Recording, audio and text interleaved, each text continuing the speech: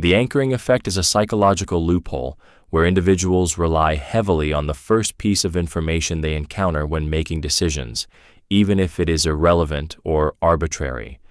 This cognitive bias shapes how we perceive value and judge situations, often leading us to be influenced by the first impression or figure we are exposed to. The human mind clings to initial information as a reference point, creating a mental anchor that distorts subsequent judgments. Once an anchor is set, it becomes nearly impossible to think beyond it. Whether it's the first price you see on a product or the first number thrown out during a negotiation, your brain automatically compares everything else to that anchor. This could be something as simple as the starting salary offered in a job interview, or even a seemingly trivial figure on a receipt. The anchoring effect forces you to view everything that follows through the lens of that first number, often leading to skewed, irrational decisions.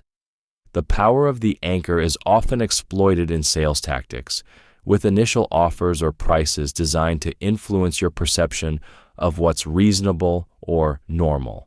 Marketers understand this instinctual bias, which is why you might see an inflated price first, only to find an amazing discount that now seems much more appealing. The anchor has been set, and your judgment has been subtly manipulated. What's most unsettling is how deeply ingrained this bias is, often beyond our conscious awareness.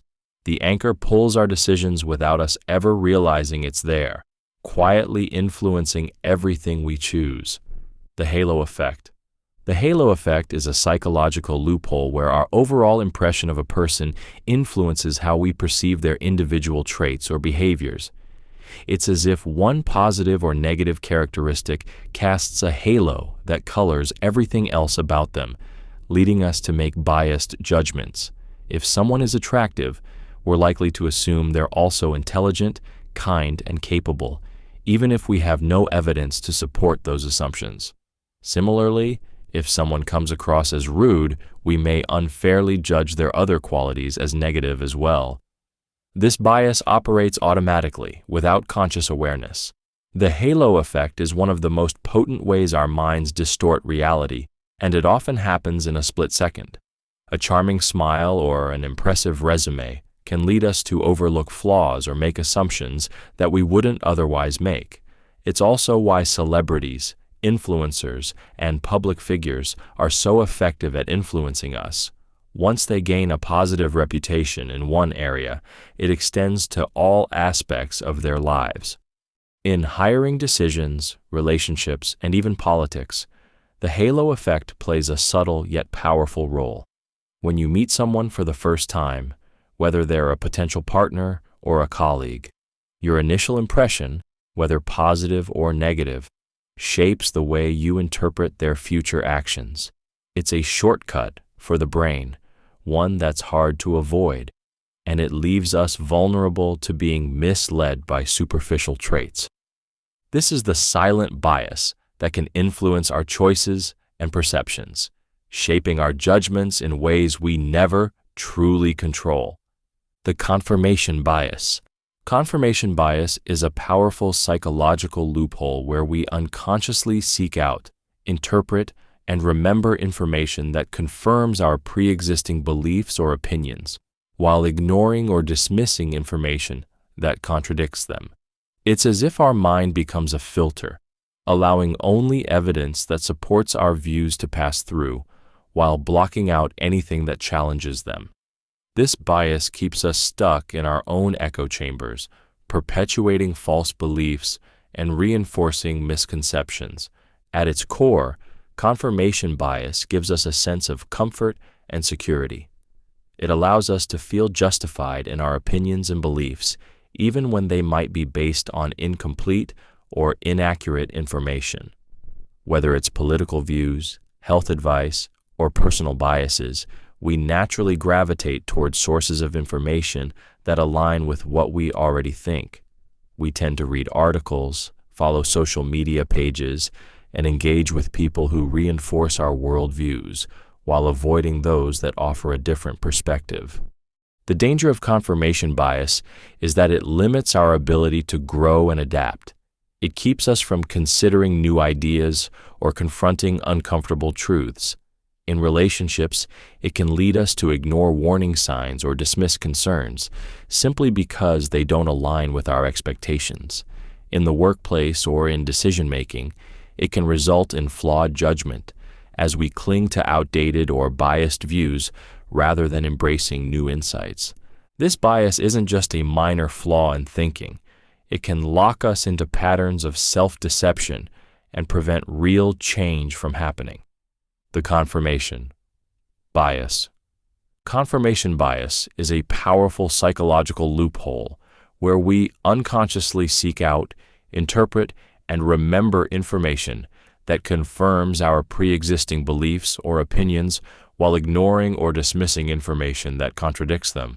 It's as if our mind becomes a filter, allowing only evidence that supports our views to pass through while blocking out anything that challenges them. This bias keeps us stuck in our own echo chambers, perpetuating false beliefs and reinforcing misconceptions. At its core, confirmation bias gives us a sense of comfort and security.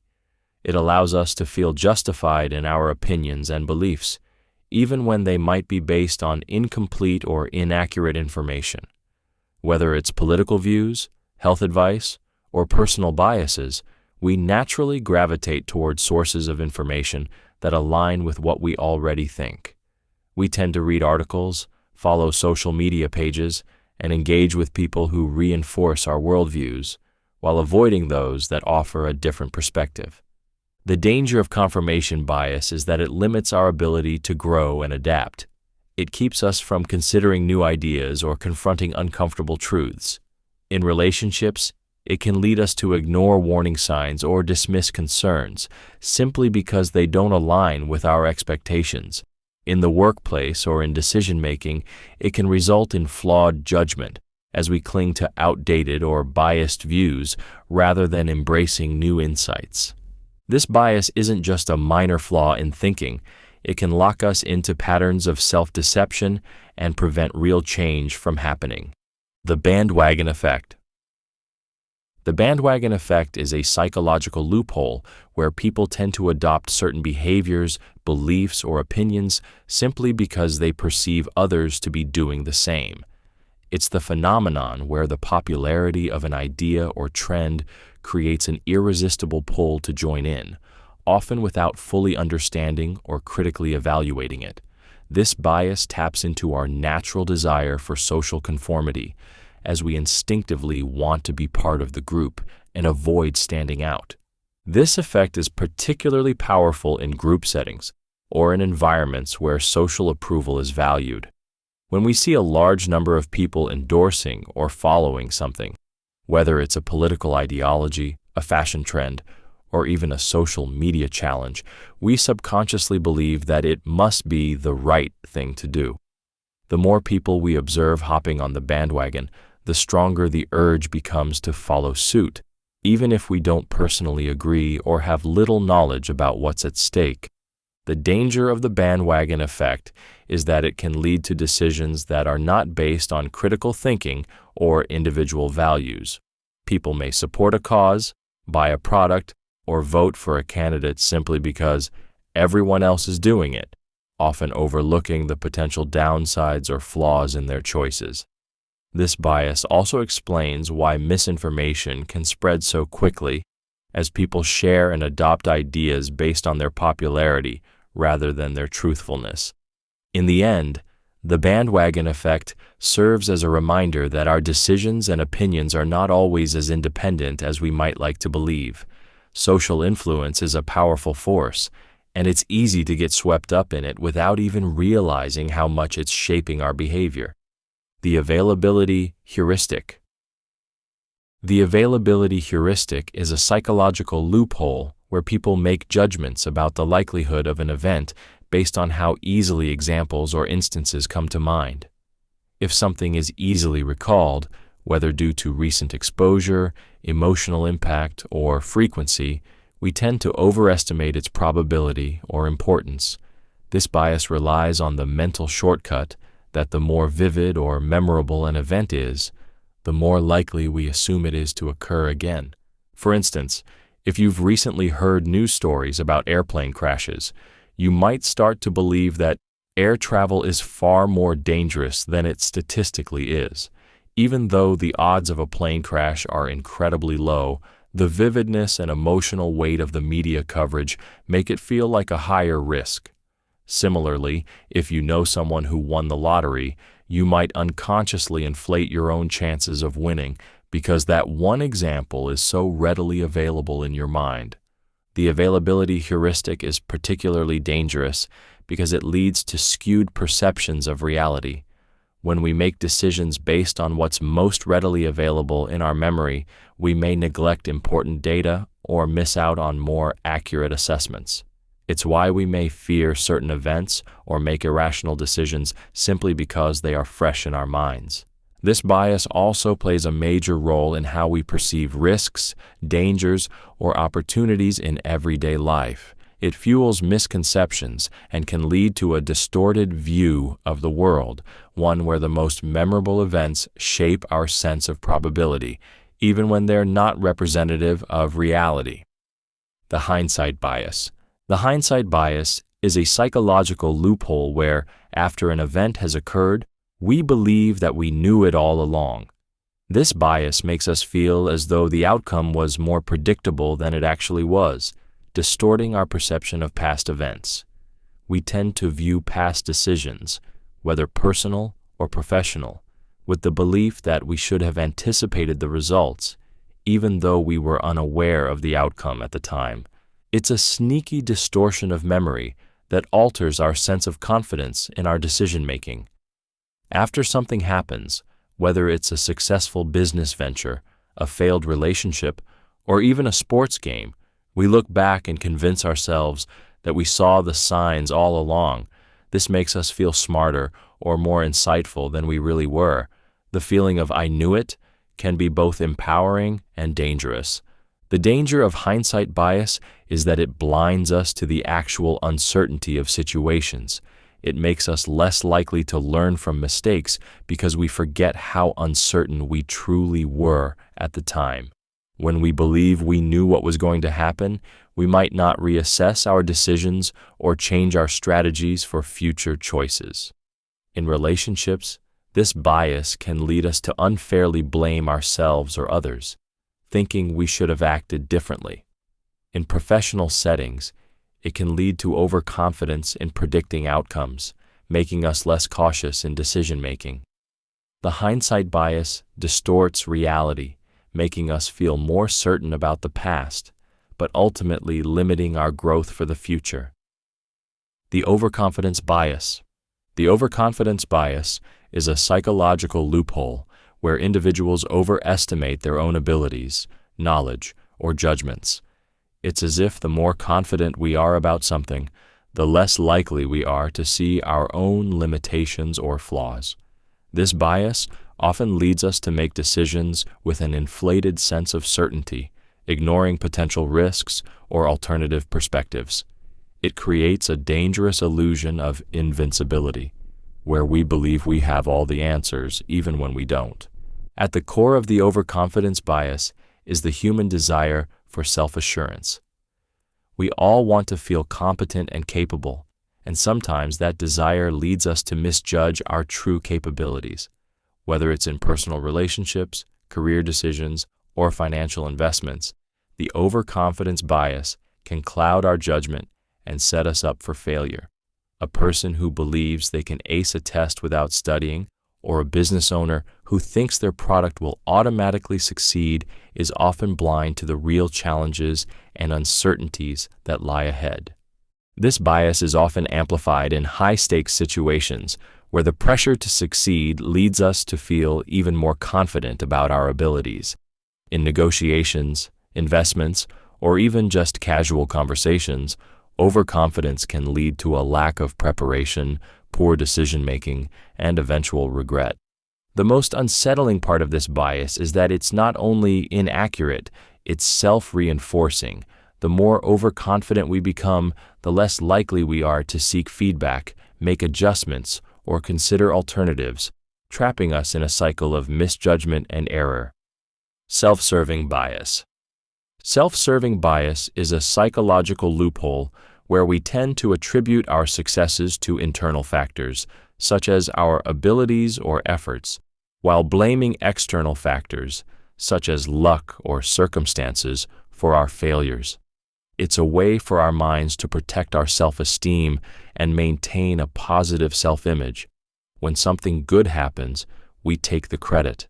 When something bad occurs, we deflect responsibility.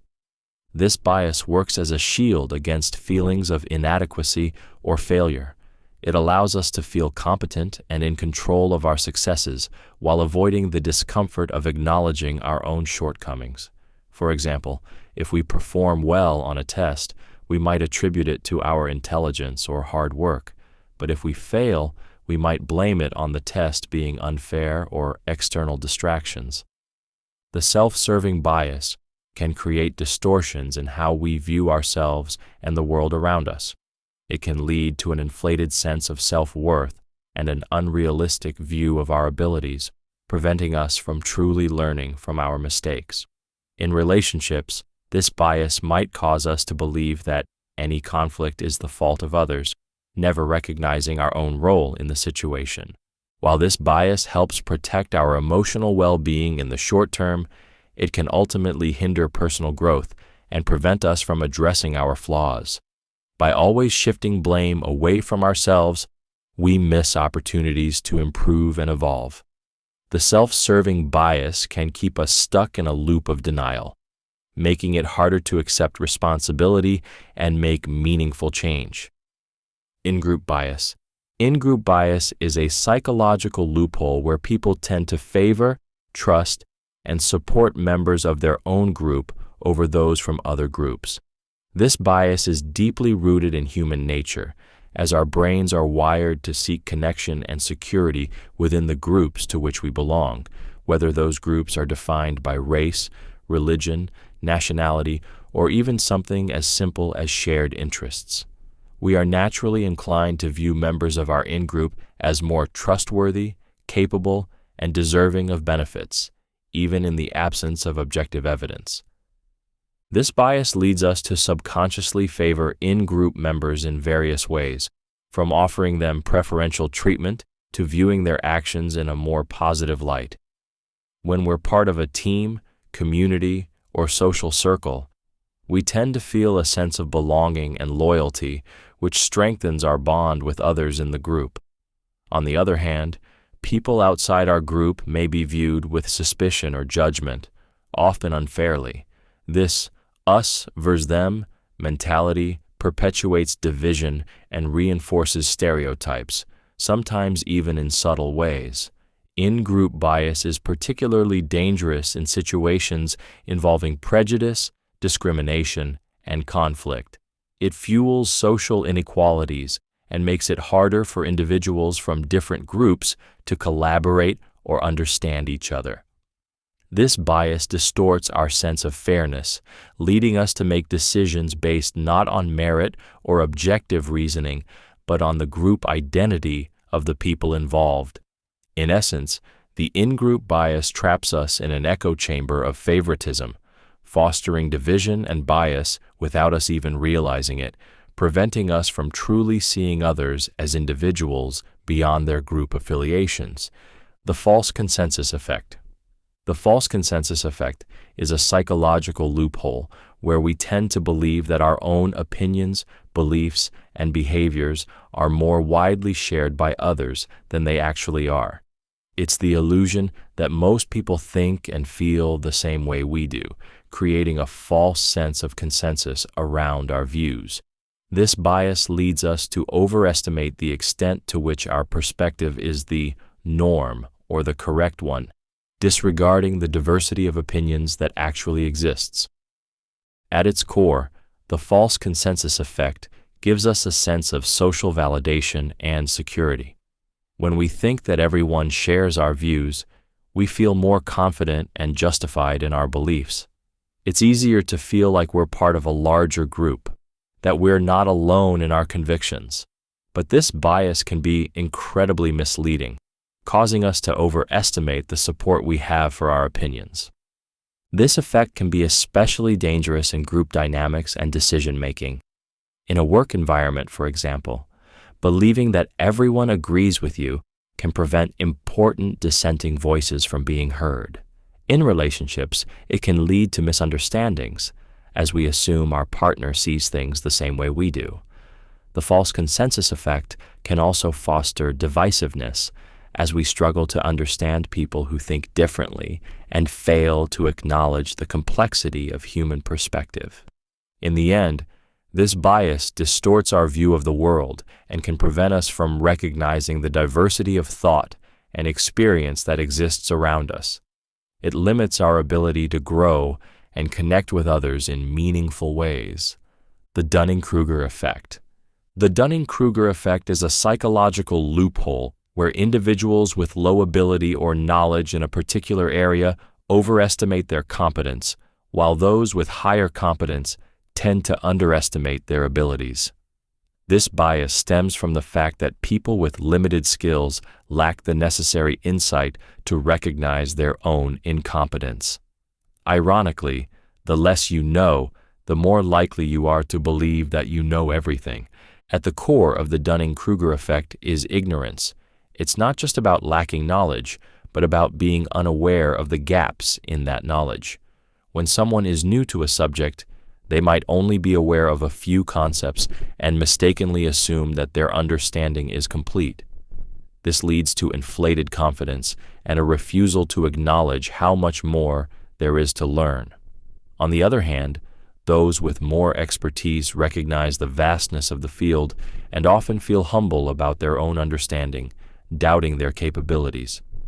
This effect can be seen everywhere, whether in the workplace, social settings, or even on the internet, where self-proclaimed experts spread misinformation with overwhelming confidence. The Dunning-Kruger effect thrives in environments where expertise is undervalued and superficial knowledge is mistaken for mastery. It's a dangerous cycle, as those affected by it often don't seek the advice or feedback they need to improve, making it harder to break free from the illusion of competence. The Dunning-Kruger effect subtly traps people in a false sense of expertise, leaving them vulnerable to poor decisions and a distorted view of reality. Loss aversion. Loss aversion is a psychological loophole where the pain of losing something feels more intense than the pleasure of gaining something of equal value. It's as if our minds are wired to protect what we have at all costs, fearing the loss of something more than the potential to gain something new. This bias drives us to make decisions that avoid losses, even if it means passing up potential gains. At its core, loss aversion is deeply rooted in survival instincts. From an evolutionary standpoint, losing resources, whether food or shelter, posed a much greater threat to our survival than gaining extra resources. This fear of loss can influence countless aspects of our lives, from financial decisions to relationships and beyond. For example, investors might hold on to losing stocks for too long, fearing the loss more than the possibility of moving on and making a better investment. In daily life, loss aversion often leads to irrational choices.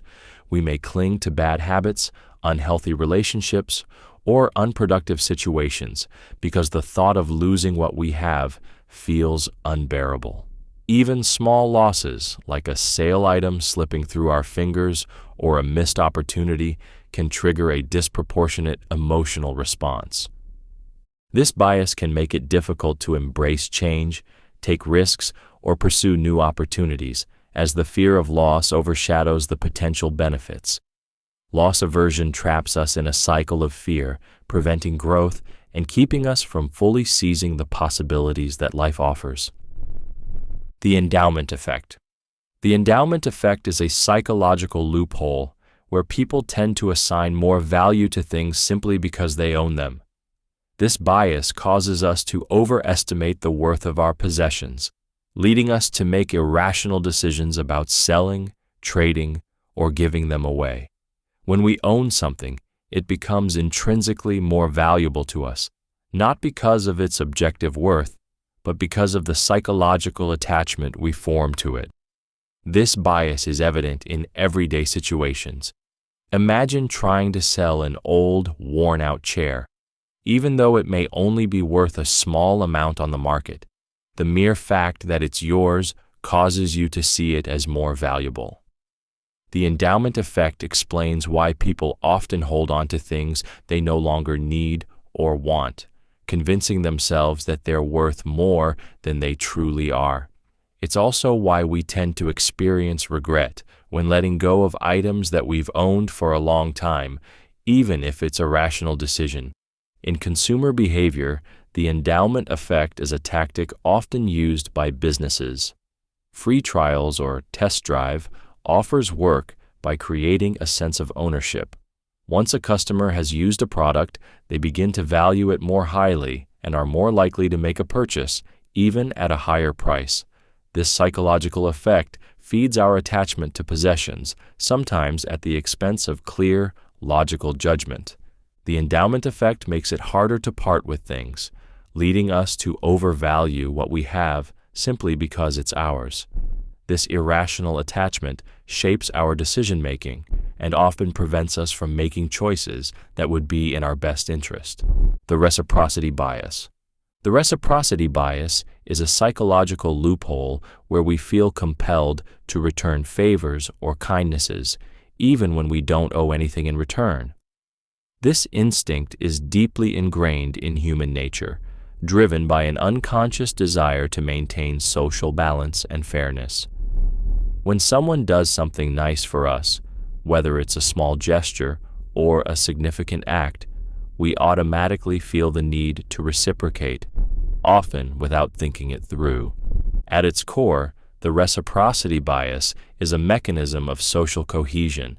It binds people together through a system of give and take, fostering cooperation and trust in communities. This drive to reciprocate can be incredibly powerful, leading people to act in ways they might not otherwise choose, simply because they feel it is expected or that they owe something. It's why a simple favor, like buying someone a coffee, often leads to them feeling an obligation to return the gesture. However, this bias can be easily exploited. Marketers and salespeople frequently use reciprocity to manipulate consumer behavior. A free sample or a small gift often leads to an increased likelihood of a purchase, as the recipient feels subconsciously obligated to reciprocate. In relationships, this bias can create an unhealthy dynamic where one person continually gives while the other takes advantage of the unspoken expectation of return. The reciprocity bias doesn't always work in our favor. When we act out of obligation instead of genuine desire, we can find ourselves in situations where we're giving more than we should, simply because we're influenced by an invisible pull to return favors. The spotlight effect.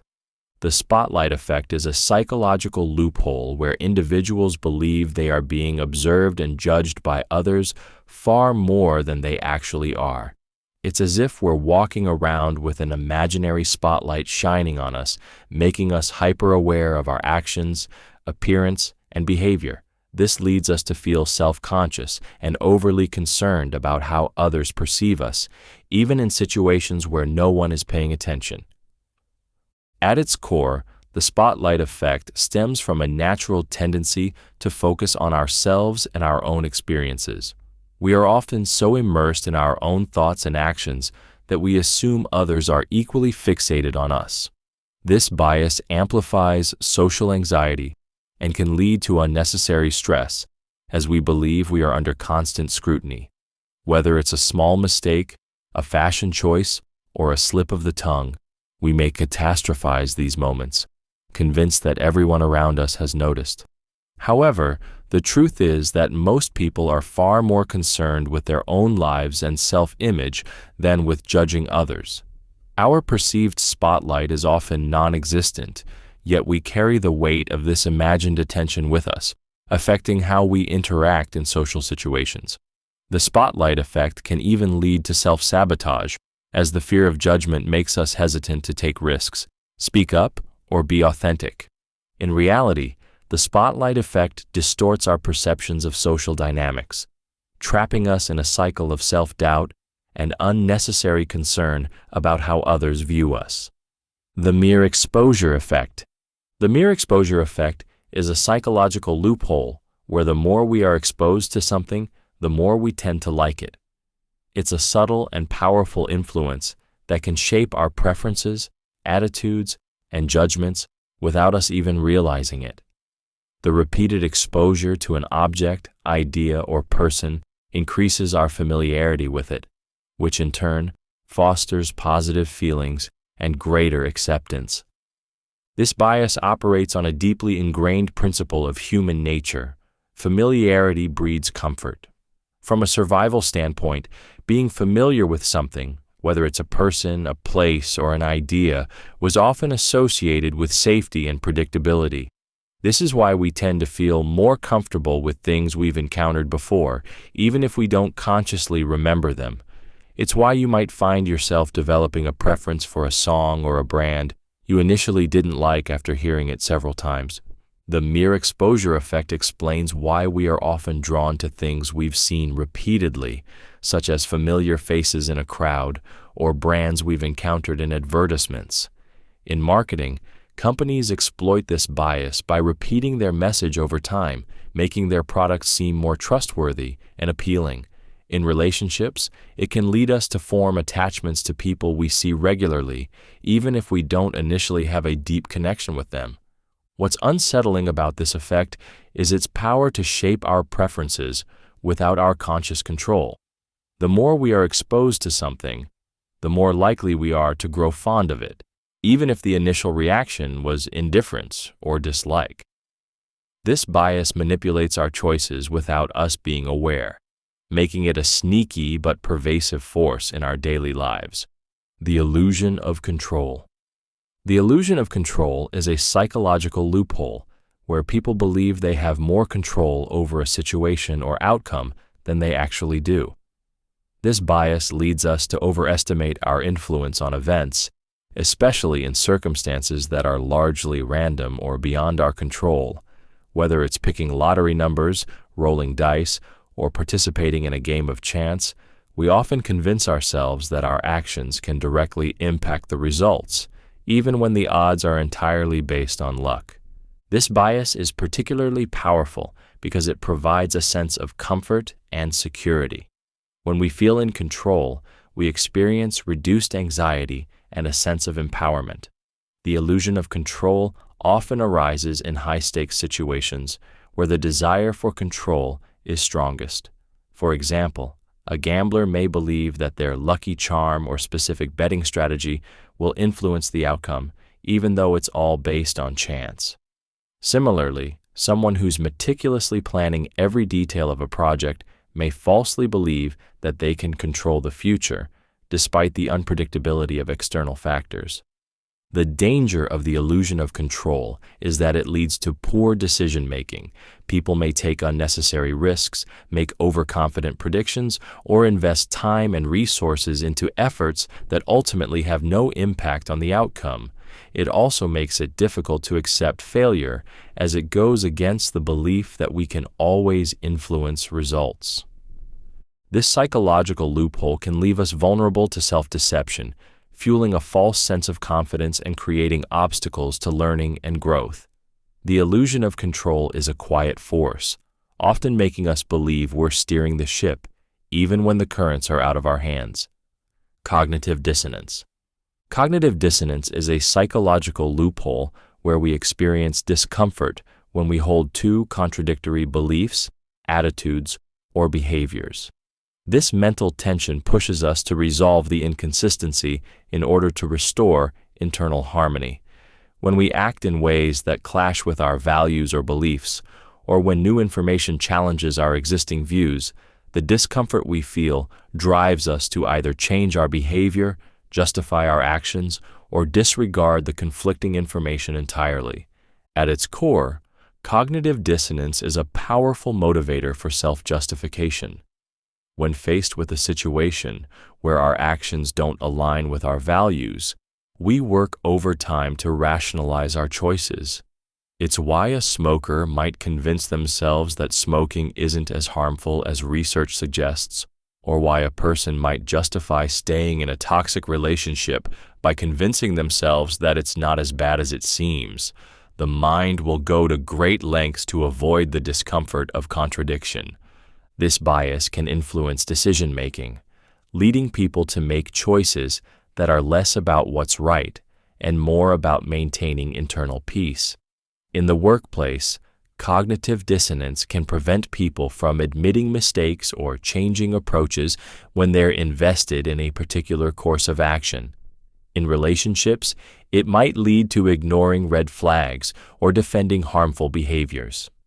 Cognitive dissonance is often at the heart of self-deception. We'd rather distort reality than face the discomfort of conflicting beliefs or actions. This loophole keeps us locked in patterns of justification, making it harder to change or grow when confronted with the truth. The framing effect.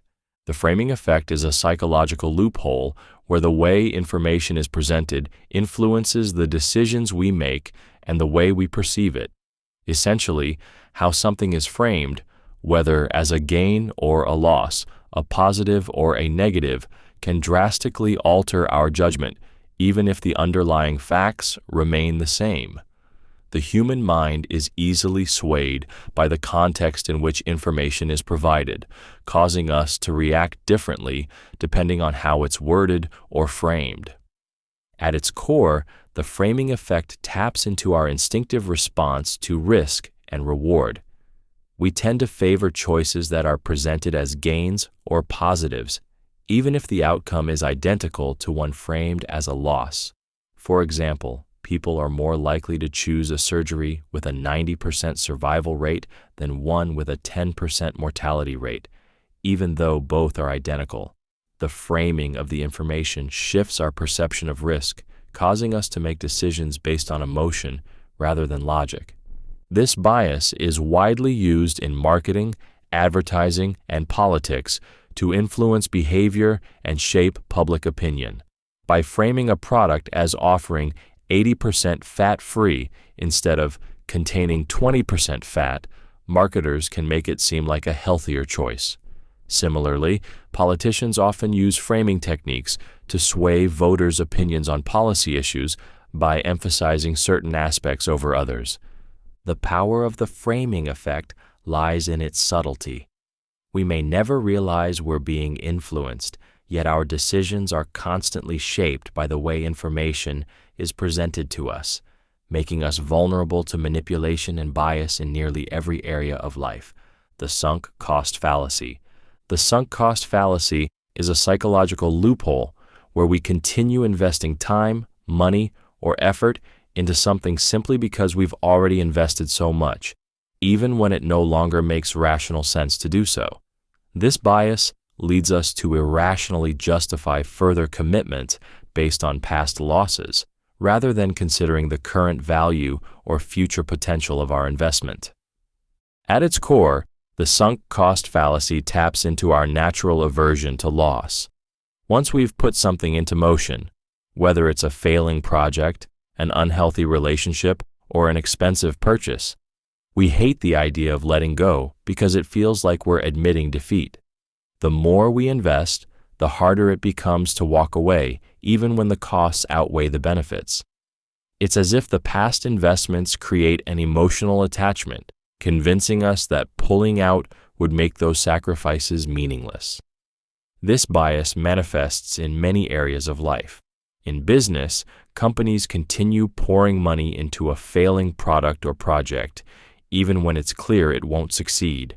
In personal life, we might stay in a relationship or job that makes us unhappy because we've already invested so much time or effort into it.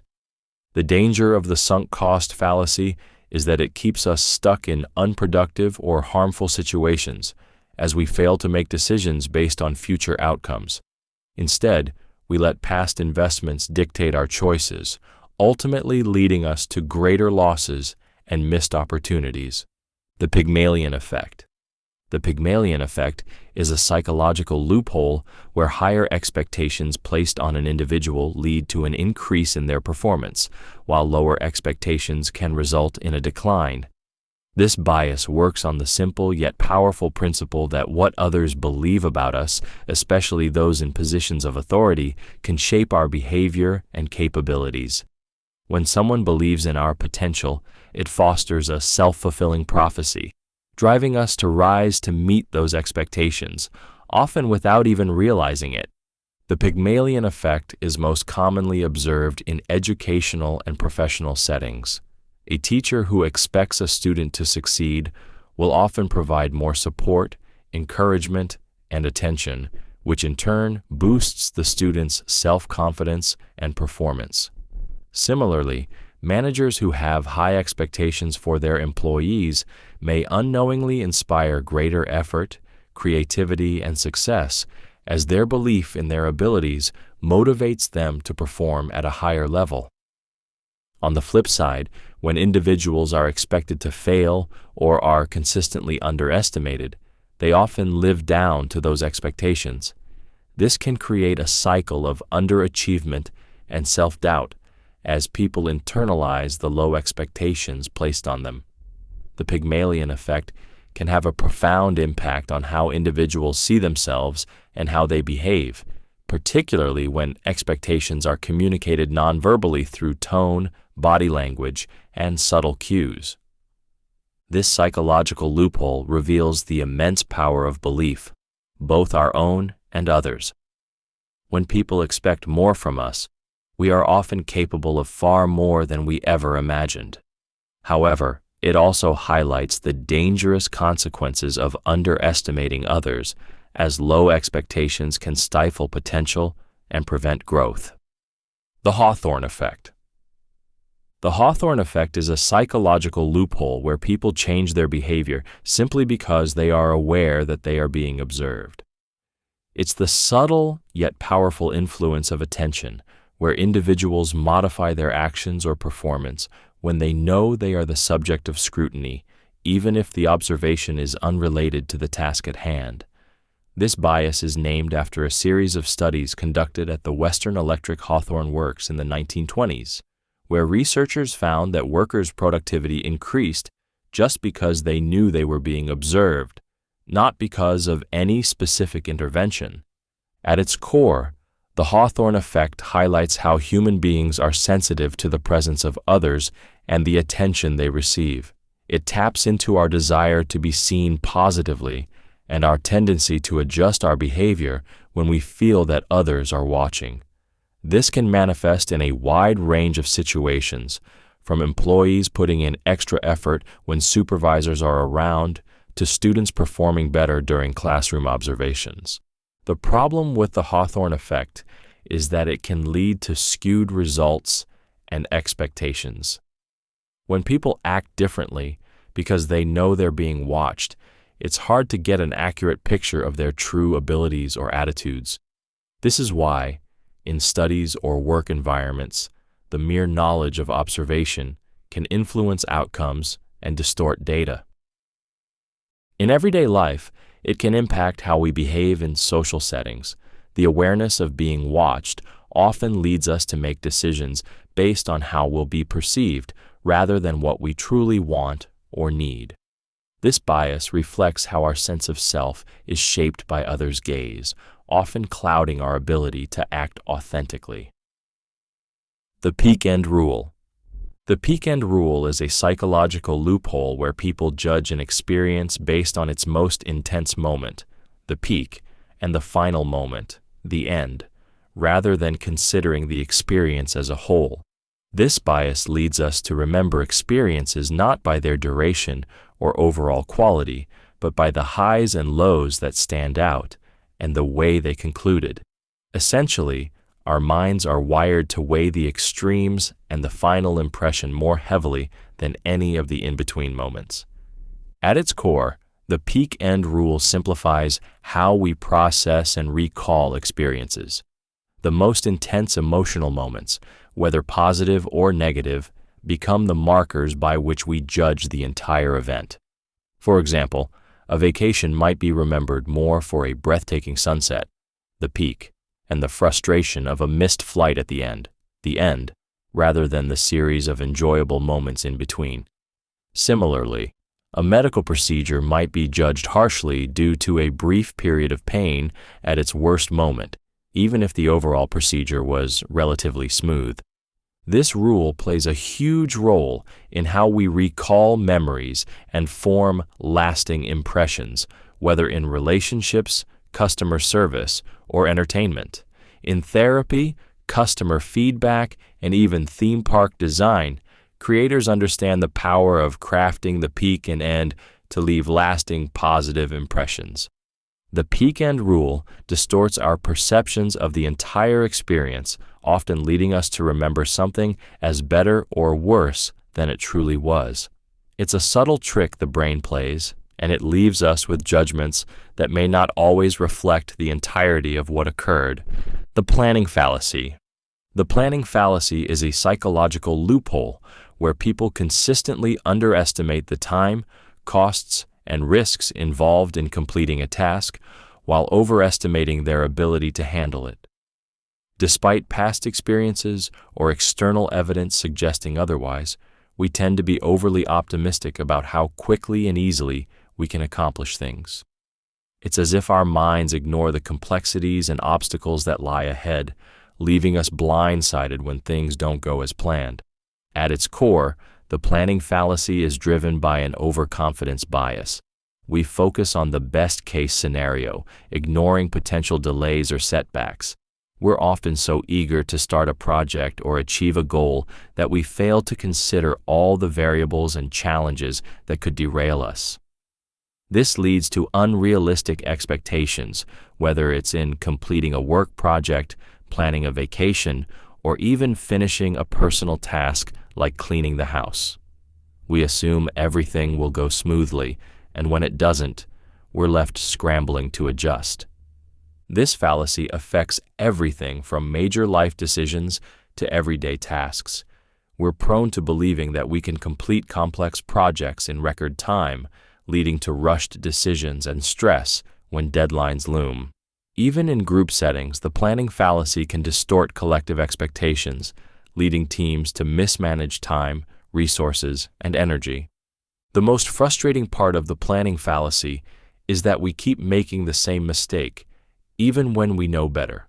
It's a bias that locks us into a cycle of underperformance, with delayed outcomes and unmet expectations becoming all too common. The Zeigarnik Effect. The Zeigarnik Effect is a psychological loophole where people remember incomplete or interrupted tasks better than those they've finished. This bias occurs because our minds are wired to seek closure and completion, which makes unfinished tasks linger in our memory, creating a sense of tension that demands resolution. It's as though our brains are holding on to these tasks like an open loop, waiting for us to finish them. And the longer they remain unfinished, the more we're subconsciously compelled to focus on them. This effect can be both a motivating force and a source of distraction. For example, if you leave an important project halfway done, your mind will continue to dwell on it, constantly nudging you to return and finish it. The sense of unfinished business can make it difficult to focus on anything else, even when there are other pressing matters at hand. In contrast, tasks that are completed, whether large or small, fade from memory more easily as our brain feels that they have been resolved and can be safely put aside. The Zeigarnik Effect explains why we often feel a strong urge to finish what we start, even when it may not always be the most rational choice. It also plays a role in productivity, as the act of leaving things incomplete can actually drive us to take action and cross things off our to-do lists. However, it can also lead to a mental clutter of unfinished projects, creating stress and anxiety when we feel overwhelmed by tasks that demand our attention. This psychological bias is often used intentionally in marketing and entertainment, where cliffhangers or ongoing storylines keep us coming back for more, as our minds crave closure. The Zeigarnik Effect shows how deeply our need for completion is embedded in our thinking, influencing everything from daily tasks to our emotional well-being. The curse of knowledge. The curse of knowledge is a psychological loophole where, once we have learned or mastered something, it becomes difficult for us to imagine what it's like not to know it. This bias makes us assume that others have the same knowledge or understanding that we do, leading us to overlook the challenges others may face when trying to grasp new concepts. When we're deeply familiar with a subject, it's easy to forget that not everyone shares the same level of expertise, and this can create barriers in communication and learning. At its core, the curse of knowledge highlights how our understanding of a topic can distort our ability to communicate it effectively. Whether it's explaining a complex concept to a friend, giving instructions to a colleague, or teaching a class, the curse of knowledge makes us assume that what seems obvious to us should be equally clear to others. We may skip over crucial details or use jargon that confuses rather than clarifies. This bias can have a profound impact in both professional and personal settings. In the workplace, it may result in poor training or lack of clear communication, as experts fail to adjust their language or approach to meet the needs of beginners. In relationships, it can lead to frustration when one partner cannot easily understand the other's perspective. Ultimately, the curse of knowledge locks us into our own perspective, making it harder to empathize with others or effectively convey information. It's a subtle but powerful bias that prevents us from seeing things through a beginner's eyes, often hindering learning and connection. The foot in the door technique. The foot in the door technique is a psychological loophole where a person is more likely to agree to a larger request after first agreeing to a smaller one. It plays on the human tendency to remain consistent with past behaviors. Once you've said yes to a small, seemingly harmless request, the door is open for the person to ask for more, and you're far more likely to comply. At its core, the foot in the door technique works by building a sense of commitment. The initial small request serves as a form of psychological entry, allowing the requester to gradually increase the demands. This tactic is so effective because human beings have an inherent need for consistency in their actions and beliefs. Once someone agrees to a minor favor or request, their mind is more likely to justify agreeing to larger ones, even if they weren't initially inclined to do so. In sales, marketing, and even personal relationships, the foot-in-the-door technique is widely used. A charity may first ask you to sign a petition, and once you've done that, they'll ask for a donation. Similarly, a salesperson may first ask if you'd like a free trial before pushing for a full commitment. The technique exploits the powerful psychological desire to maintain consistency, tricking people into making decisions they would otherwise hesitate to make. While it's often used to persuade in seemingly innocent ways, the foot-in-the-door technique can also be manipulated for more exploitative purposes, making it vital to be aware of how small requests can gradually escalate without us realizing. The door-in-the-face technique. The door-in-the-face technique is a psychological loophole where someone makes an unreasonably large request, expecting it to be rejected, only to follow it up with a much smaller, more reasonable request. This tactic works by leveraging the contrast between the two requests, making the second one seem far more acceptable in comparison. It's based on the principle of reciprocity, where the person making the request appears to compromise by scaling down their demand, which then triggers a subconscious urge to reciprocate the favor. At its core, the door-in-the-face technique plays on the human desire for fairness and the social norm of concessions. When faced with an exaggerated first request, we often feel a sense of relief or obligation when the second, more reasonable request is made. This leads us to comply more readily, even though we might have initially rejected the first request without hesitation. For example, if someone asks you to donate a large sum of money, you might say no. But when they follow up with a request for a smaller, more manageable amount, you may feel compelled to say yes. This psychological loophole is frequently used in negotiations, sales, and even personal relationships. It can be a subtle, yet powerful way to manipulate decision-making and increase the likelihood of compliance. The door-in-the-face technique capitalizes on our emotional response to perceived fairness and the discomfort of rejecting multiple requests. The key to its effectiveness lies in the contrast.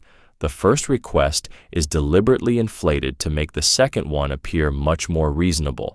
However, while it may seem harmless, this technique can also be used to exploit people's inherent desire to be agreeable, making them more likely to give in to requests they would have otherwise denied. The mere ownership effect. The mere ownership effect is a psychological loophole where we place greater value on things simply because we own them. This bias makes us believe that the items in our possession are inherently more valuable or significant than those we don't own. Whether it's a car, a piece of clothing, or even an idea we've developed, once something becomes ours, we tend to view it with more attachment and importance. At its core, the mere ownership effect reveals how ownership creates a sense of emotional connection. We become invested in what we own, often elevating its status in our minds without any rational justification. This effect explains why people are often reluctant to sell items, even when they no longer serve a practical purpose, or why we may overestimate the value of something simply because it's ours. This bias is frequently exploited in marketing and sales tactics. For example, when companies offer free trials or let customers experience a product, they're leveraging the mere ownership effect. After using the product, customers begin to feel a connection to it, making it harder for them to part with it later, even if they don't actually need it. In relationships or negotiations, the mere ownership effect can influence how we value others' opinions or ideas. We may become overly attached to our own perspective and resist alternatives simply because it feels like ours. This bias makes it challenging to be objective, clouding our judgment with a false sense of ownership. The false memory effect. The false memory effect is a psychological loophole where people recall events or details that never actually occurred, or remember them differently from how they really happened. Our memories are not perfect recordings of reality. Instead, they are constructed and can be influenced by various external factors, leading us to believe in memories that are entirely fabricated. This phenomenon is a powerful illusion that can deeply affect our perceptions of the past, making us question what we truly remember versus what we think we remember. At its core, the false memory effect arises from the malleability of human memory. The brain doesn't store memories like a video recorder. Instead, it reconstructs them each time we recall them, filling in gaps with inferences, imagination, or even suggestions from others. This means that what we remember is often a blend of reality and what we've been led to believe. Events can be distorted over time or even completely altered by subtle influences, such as leading questions, media portrayals, or suggestions from others. The false memory effect is often seen in eyewitness testimony, therapy, and even everyday interactions.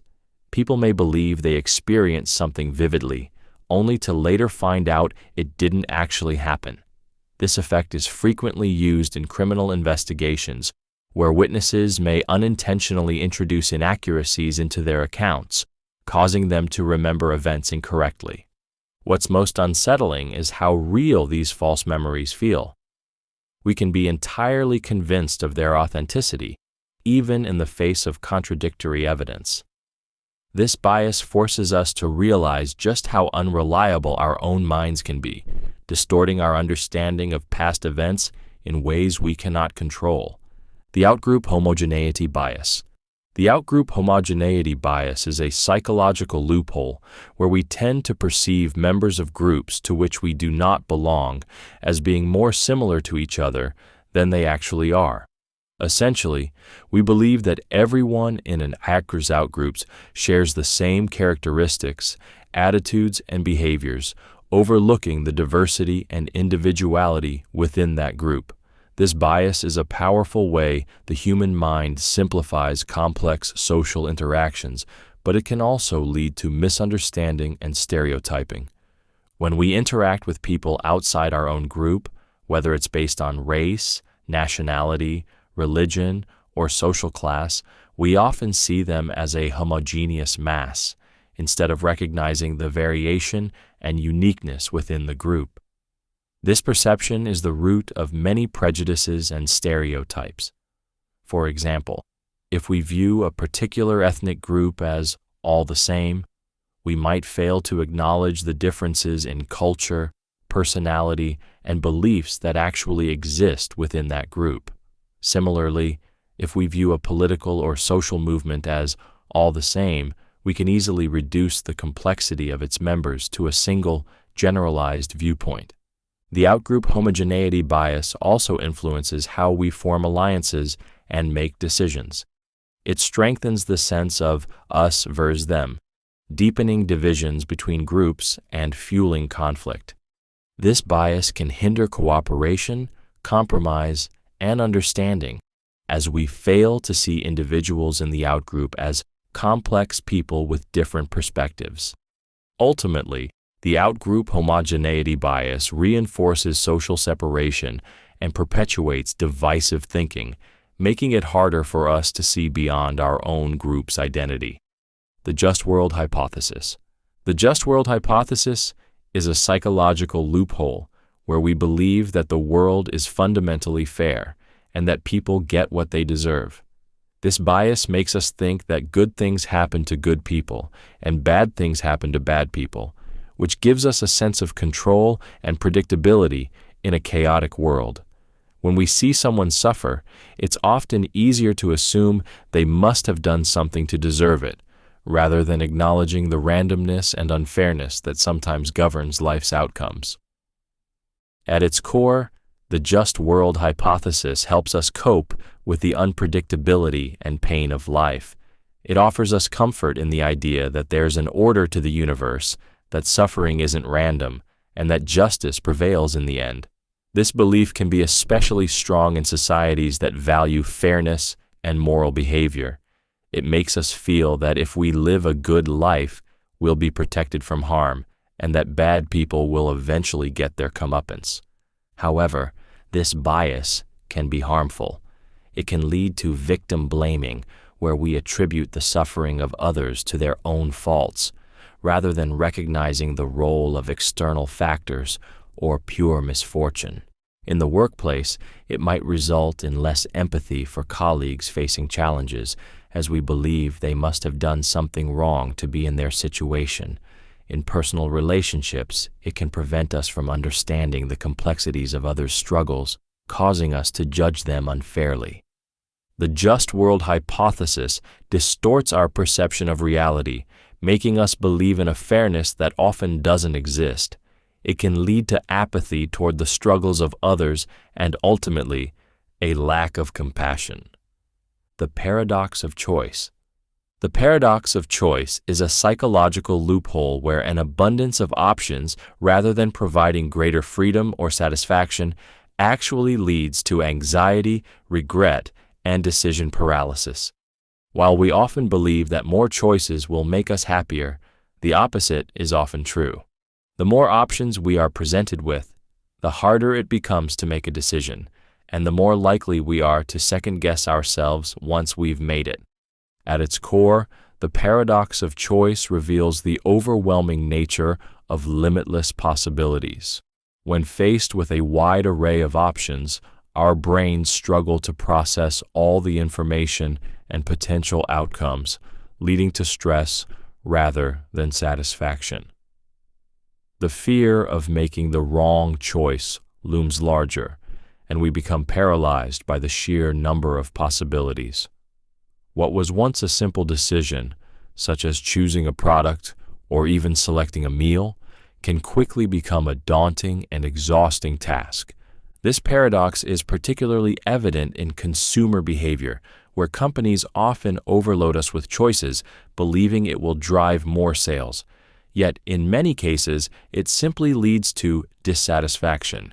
After choosing one item from a vast selection, we often experience buyer's remorse, questioning if we could have made a better choice. The more we know about the alternatives, the less content we feel with our decision. What's most striking is that this paradox extends beyond shopping. In life, too many choices in career, relationships, or even hobbies can create a sense of overwhelm, leaving us perpetually searching for the perfect option, which often doesn't exist. The illusion of transparency. The illusion of transparency is a psychological loophole where we believe that our emotions, thoughts, and intentions are more visible to others than they actually are. We assume that people can easily read what's going on inside our minds, making us feel overly exposed or vulnerable.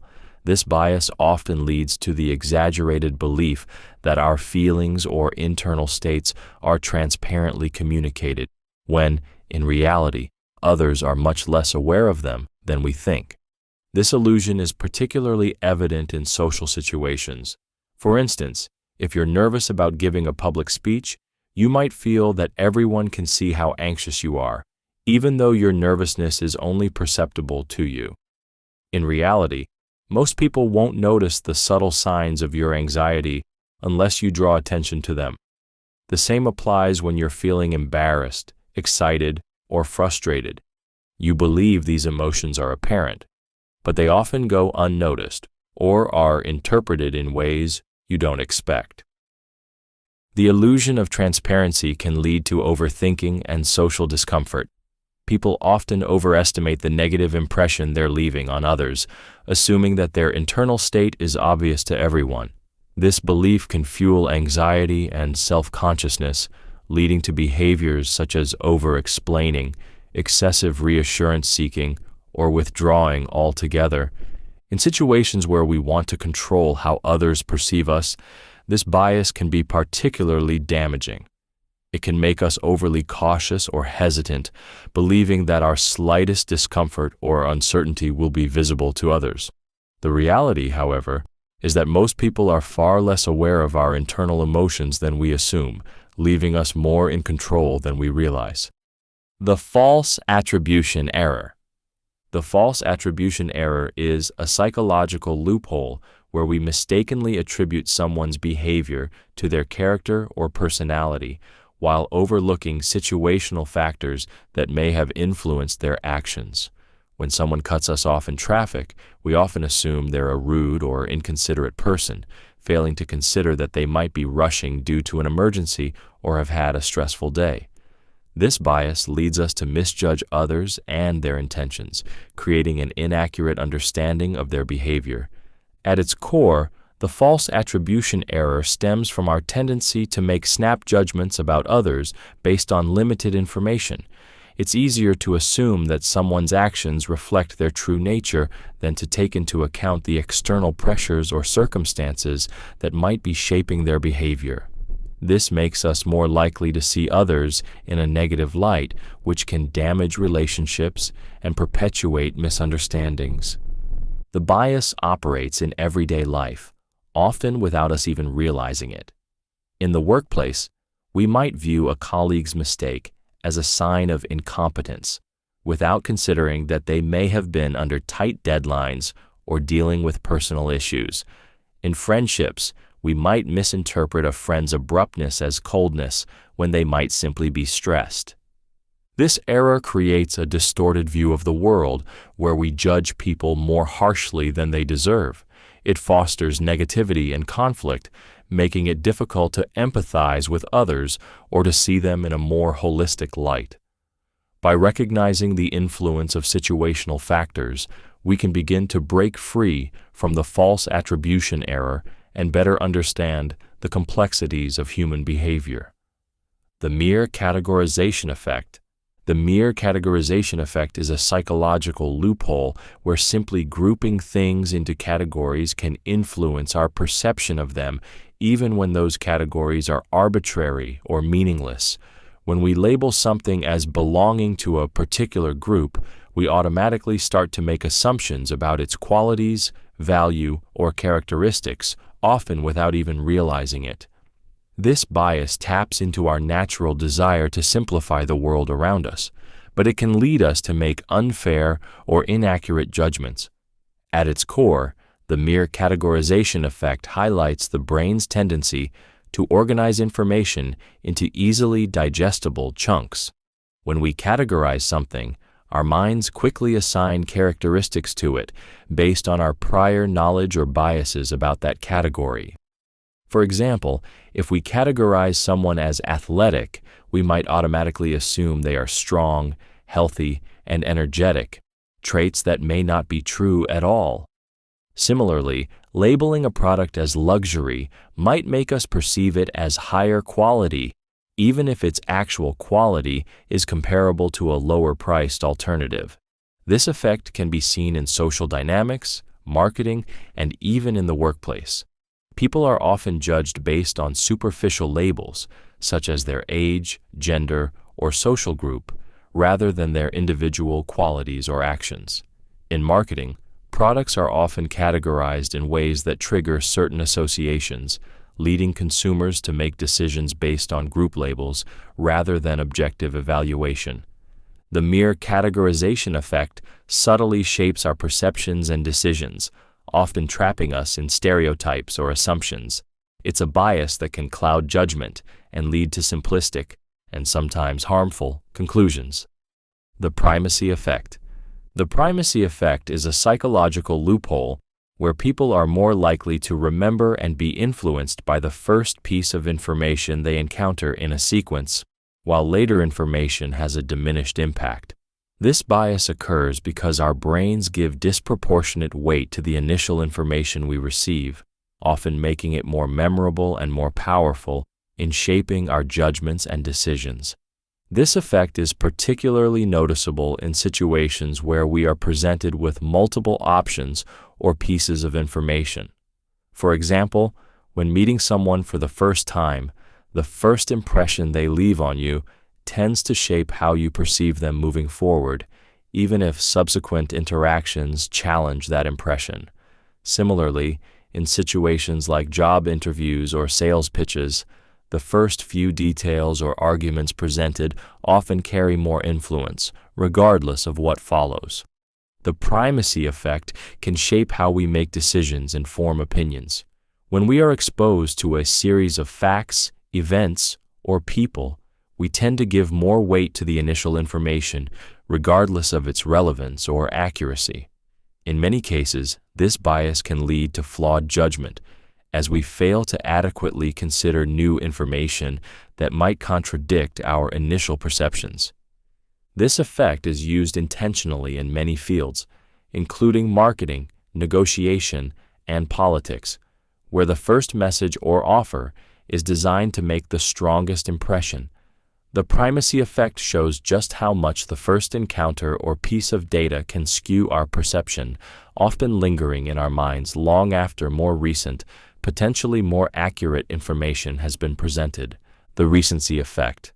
The recency effect is a psychological loophole where we give disproportionate weight to the most recent information we encounter, while forgetting or undervaluing earlier information. This bias is a result of our brain's tendency to prioritize what's freshest in our memory. When we make decisions, recall events, or form opinions, the most recent experiences or pieces of information often dominate our thinking, overshadowing everything that came before. At its core, the recency effect reveals how time influences our perception. Our minds are wired to remember the last things we've encountered more vividly than anything else because they are fresh and accessible. In a conversation, if someone says something memorable at the end, we're more likely to remember that part and base our opinion of the conversation on it, ignoring earlier points. Similarly, in a job interview, The final impression you leave often outweighs the first impression, no matter how strong it was. This bias can distort our judgment, especially when the most recent information isn't the most important or accurate. In relationships, the most recent argument or moment of happiness can influence our overall view of the relationship, even though it might not reflect the entire experience. In decision-making, the recency effect can make us act impulsively or base our conclusions on the most recent feedback, rather than considering the bigger picture.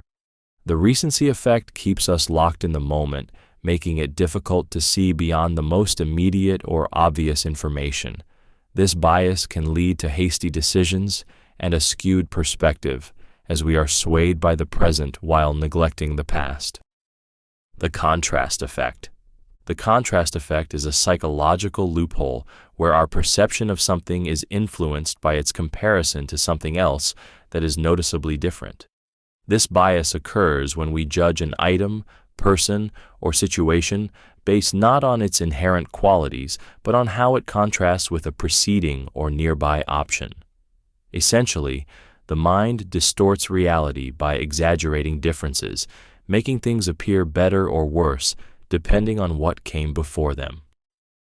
At its core, the contrast effect takes advantage of our brain's tendency to evaluate things relative to what we've just experienced.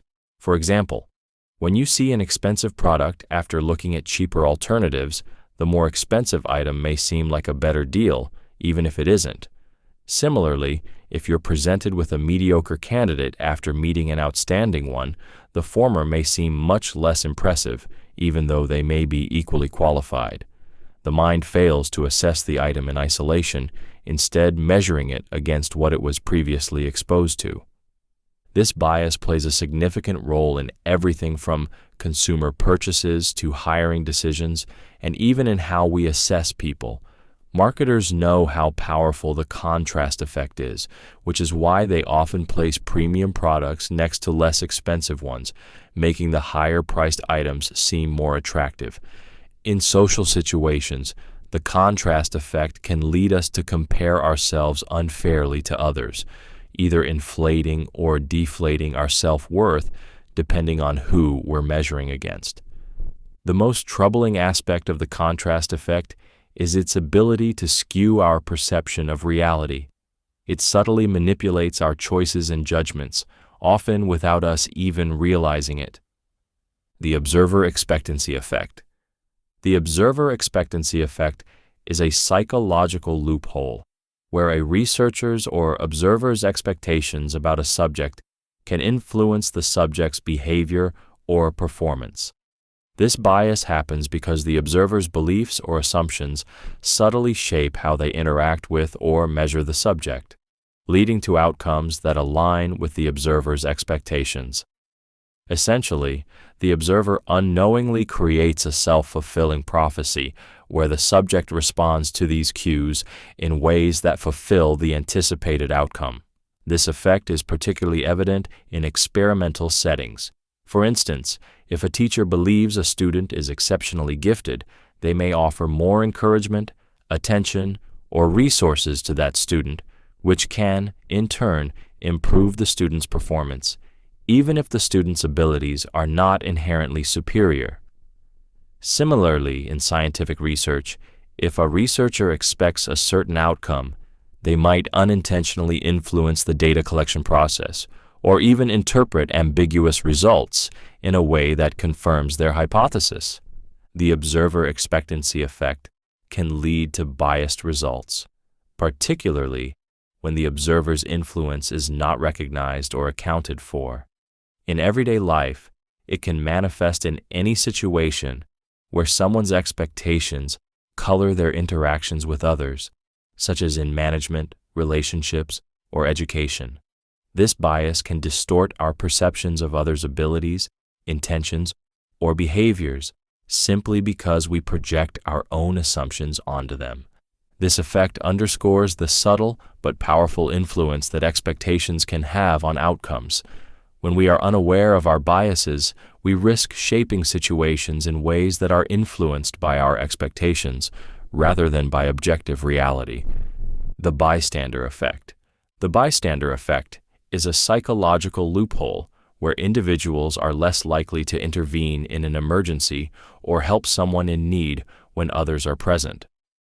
The more people who witness an incident, the less personal responsibility any single person feels to take action. This bias is rooted in the diffusion of responsibility, where each bystander assumes someone else will step in, leading to inaction and a failure to provide help, even in situations where it's desperately needed. At its core, the bystander effect reveals a deep flaw in human behavior, the tendency to look to others for cues on how to act, especially in unfamiliar or high-pressure situations. When we are part of a crowd, our sense of personal accountability diminishes. We rationalize that someone else must be more qualified, more capable, or more responsible to help, so we remain passive. This effect explains why, despite numerous witnesses, some emergencies go unnoticed or unresolved. The bystander effect operates subtly but powerfully in many situations. In public settings, we may see someone in distress, but if no one else is reacting, we hesitate to intervene. In the workplace, when problems arise, individuals might assume someone else will take charge or speak up, leaving issues unresolved. In social settings, we might witness someone being treated unfairly but avoid stepping in, thinking others will take action instead. This bias exposes how deeply we are influenced by the presence of others and how collective inaction can perpetuate harm. It reflects the uncomfortable truth that sometimes the more people there are, the less likely anyone is to help. The Spotlight Effect. The Spotlight Effect is a psychological loophole where individuals believe they are the center of attention and that others are noticing their every move, mistake, or imperfection, even when that is far from the case. It's as if we imagine a spotlight shining down on us, amplifying our flaws and making every action feel like it's being scrutinized. This bias makes us overly self-conscious, causing unnecessary anxiety and influencing how we behave in social situations. At its core, the spotlight effect stems from the way our minds are wired to focus on ourselves. We are often so preoccupied with how we appear to others that we fail to realize that most people are actually focused on themselves, not us. The result is an exaggerated sense of visibility that can lead to social anxiety, hesitation, and fear of judgment. For example, you might feel mortified after tripping in public, convinced everyone saw and is judging you, when in reality, most people likely didn't notice at all. This bias can affect how we dress, speak, and act in social situations. It leads us to second-guess our choices or hold back from speaking out, fearing that others will scrutinize us.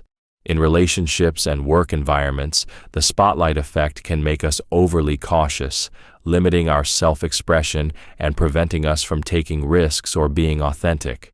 The most unsettling part of the spotlight effect is that it distorts reality. We're so consumed with how we think we are perceived that we forget the truth. Others are far less concerned with us than we think, freeing us from the self-imposed pressure that holds us back.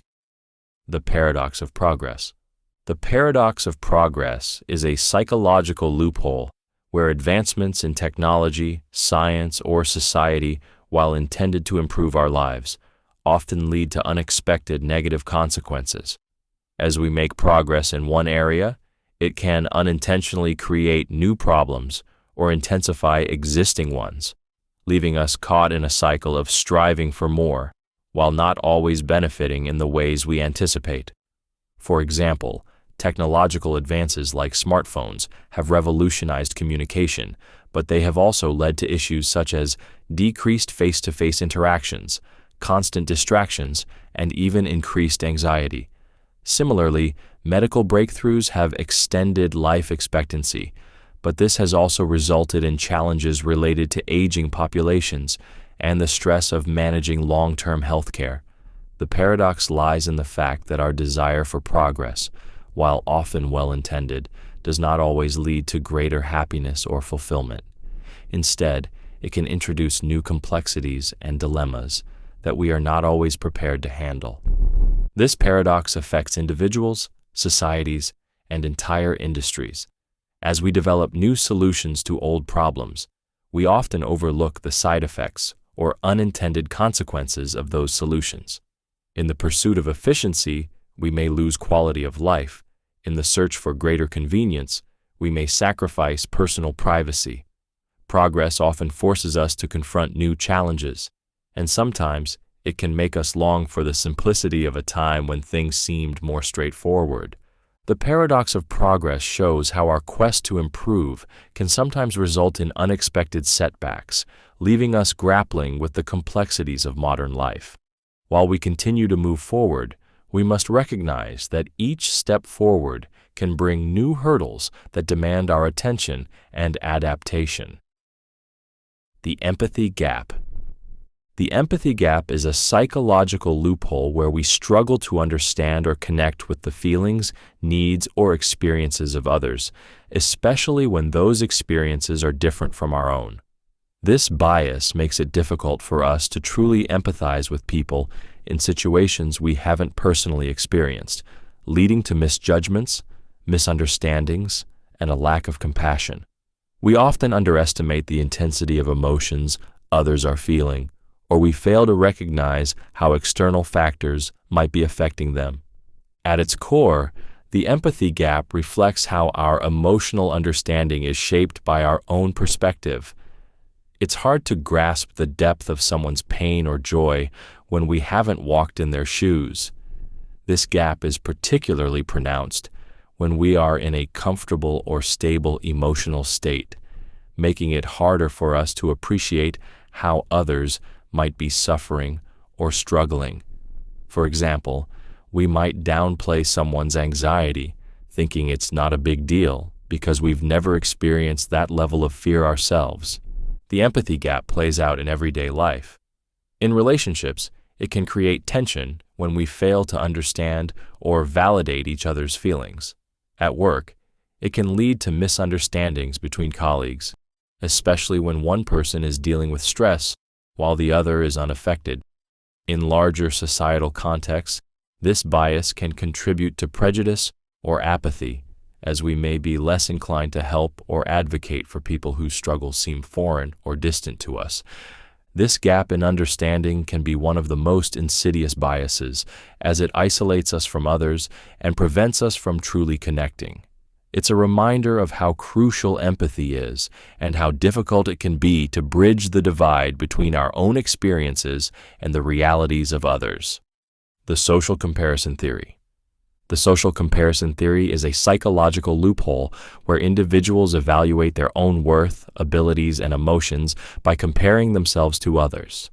This bias drives us to measure our success, appearance, and even happiness against the perceived achievements and qualities of those around us. It's as if we can never truly assess ourselves without measuring our reflection against the people we encounter, constantly fluctuating between feelings of superiority or inferiority. At its core, the social comparison theory reveals the deep-rooted need for validation and understanding in human nature. We are social creatures, and much of our self-concept is shaped by how we perceive ourselves in relation to others. Whether it's a colleague who seems more successful, a friend who appears happier, or a stranger on social media who seems more attractive, the tendency to compare ourselves to others is ingrained in how we navigate the world. This can lead to feelings of inadequacy when we feel less than others, or inflated self-worth when we feel superior. The social comparison theory can be a double-edged sword. While it can motivate us to improve or strive for better, it often leads to negative emotions like jealousy, envy, and low self-esteem. The rise of social media has only intensified this bias, as it gives us constant access to curated versions of others' lives, making it harder to avoid unhealthy comparisons. What's most troubling is how this bias distorts our sense of self-worth. When we measure ourselves against others, we forget that everyone's journey is different, and we are often unaware of the unseen struggles behind the facades people present. The availability cascade. The availability cascade is a psychological loophole where the more frequently something is repeated or shared, the more likely people are to believe it is true, regardless of its accuracy. This bias occurs when information becomes more widespread, and the repetition of that information increases its perceived validity in our minds. The more available and accessible an idea becomes, the more it gets reinforced in our collective consciousness, creating a cycle that continues to amplify its perceived truth. For example, in the age of social media and 24/7 news, a rumor or misleading story can spread rapidly, gaining momentum as it circulates. Each time someone shares or discusses the information, it becomes more real to others, simply due to its visibility. Over time, the sheer frequency of exposure creates the illusion of truth, as people begin to assume that if everyone is talking about it, it must be accurate. This effect can be seen in everything from political campaigns to viral conspiracy theories, where repeated exposure to certain narratives can skew public perception and solidify false beliefs. The danger of the availability cascade is that it can lead to widespread misinformation and collective hysteria. As more people buy into the idea, the momentum grows, making it harder to challenge or correct the misinformation. It becomes a snowball effect, where the volume of repetition drowns out facts, critical thinking, or alternative viewpoints. This psychological loop shows how the power of repetition can hijack our judgment, shaping our beliefs and decisions based not on evidence or reason, but on how often and loudly something is said. The availability cascade is a force that can distort reality, driving us toward false consensus and collective misbelief. The Backfire Effect. The Backfire Effect is a psychological loophole where people's beliefs actually become stronger when they are presented with contradictory evidence. Rather than changing their mind, they double down on their original opinions, reinforcing their position even further. This bias occurs because when we encounter information that challenges our worldview, it creates cognitive dissonance, a discomfort between what we believe and what we're being told. Instead of resolving that discomfort by adjusting our views, we defend our beliefs more aggressively, pushing us further away from accepting the truth. At its core, the Backfire Effect reveals how deeply our beliefs are tied to our identity. Our opinions are not just intellectual positions. They are emotionally charged and intertwined with our sense of self. When someone challenges those beliefs, it feels like a personal attack, triggering a defensive reaction. This bias can cause people to reject factual information, cling to misinformation, or even become more entrenched in their incorrect views. The Backfire Effect is particularly evident in political debates, where exposure to opposing viewpoints often leads to stronger adherence to one's own beliefs. In personal relationships, it can manifest when someone tries to correct or offer a different perspective, only to have the other person become more resistant. In society, the Backfire Effect can prevent progress on issues like climate change, health misinformation, or social justice, as new evidence is often dismissed rather than embraced. This bias traps us in cycles of denial and resistance, where facts fail to penetrate the armor of our beliefs. It highlights how challenging it is to change someone's mind, even when presented with clear, irrefutable evidence. The affect heuristic. The affect heuristic is a psychological loophole where our emotions heavily influence our decisions and judgments, often bypassing logical thought.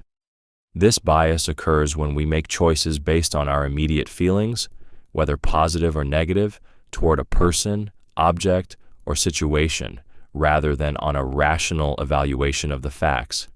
Essentially, our emotional responses act as mental shortcuts, leading us to make quick decisions, but often at the expense of deeper, more accurate analysis. At its core, the effect heuristic shows how deeply intertwined our emotions are with our thought processes.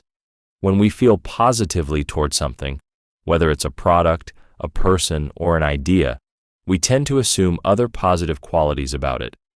On the flip side, if something or someone evokes negative feelings, we may irrationally overestimate its flaws or risks.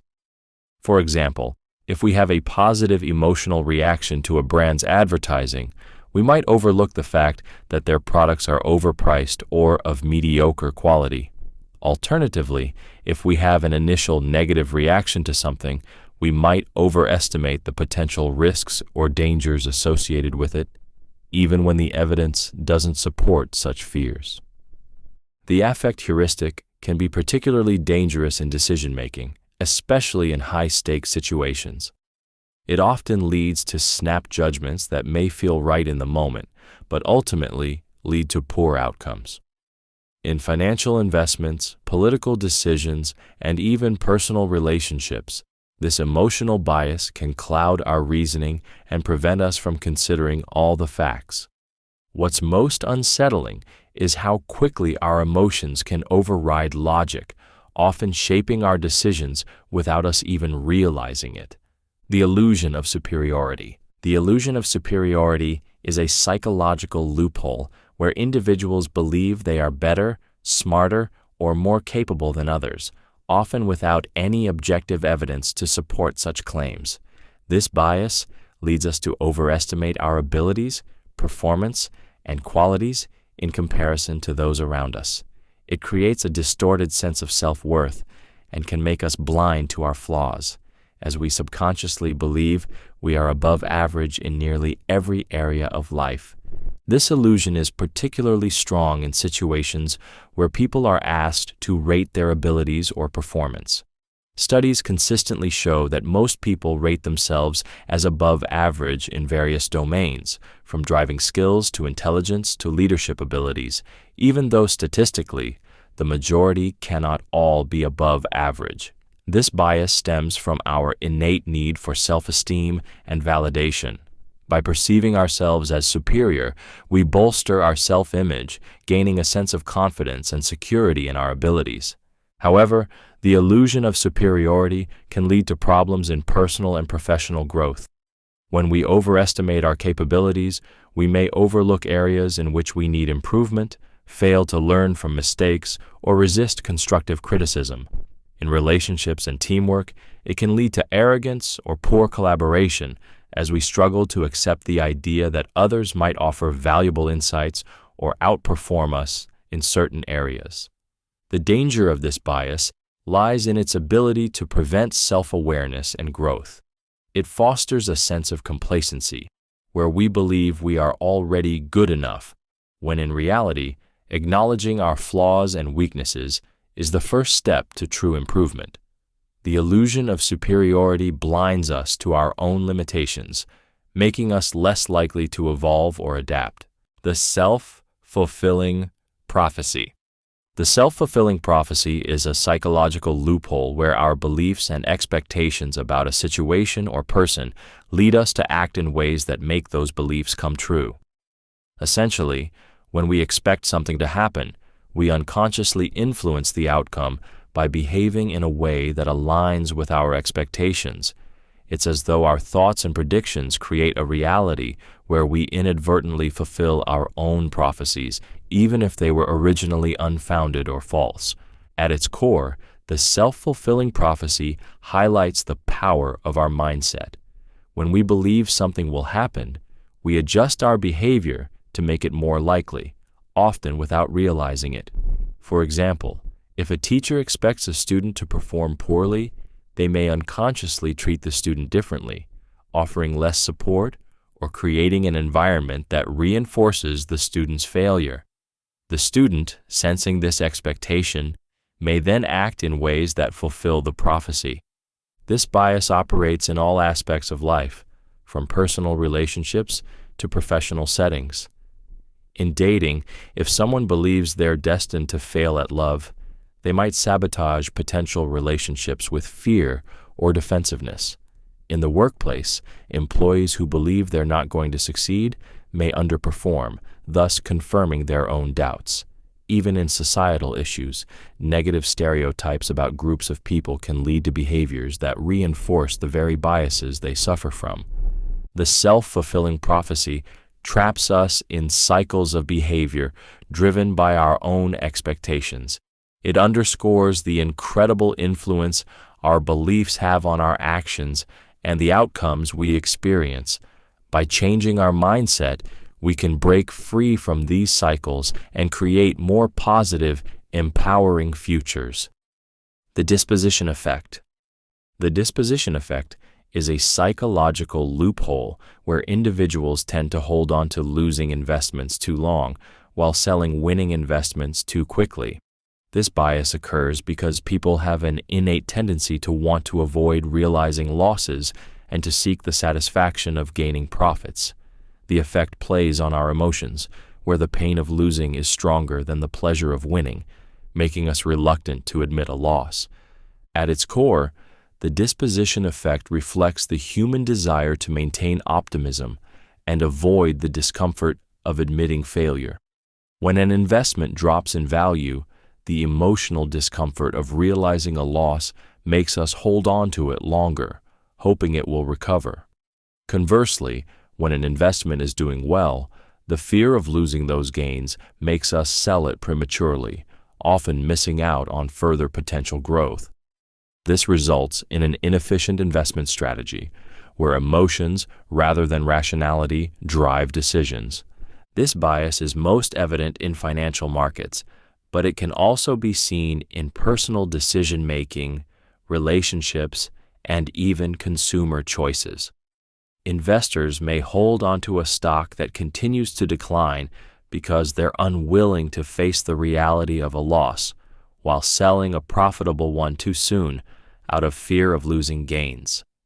The disposition effect prevents us from acting in our best financial interest, causing us to make decisions based on short-term emotions rather than long-term strategy.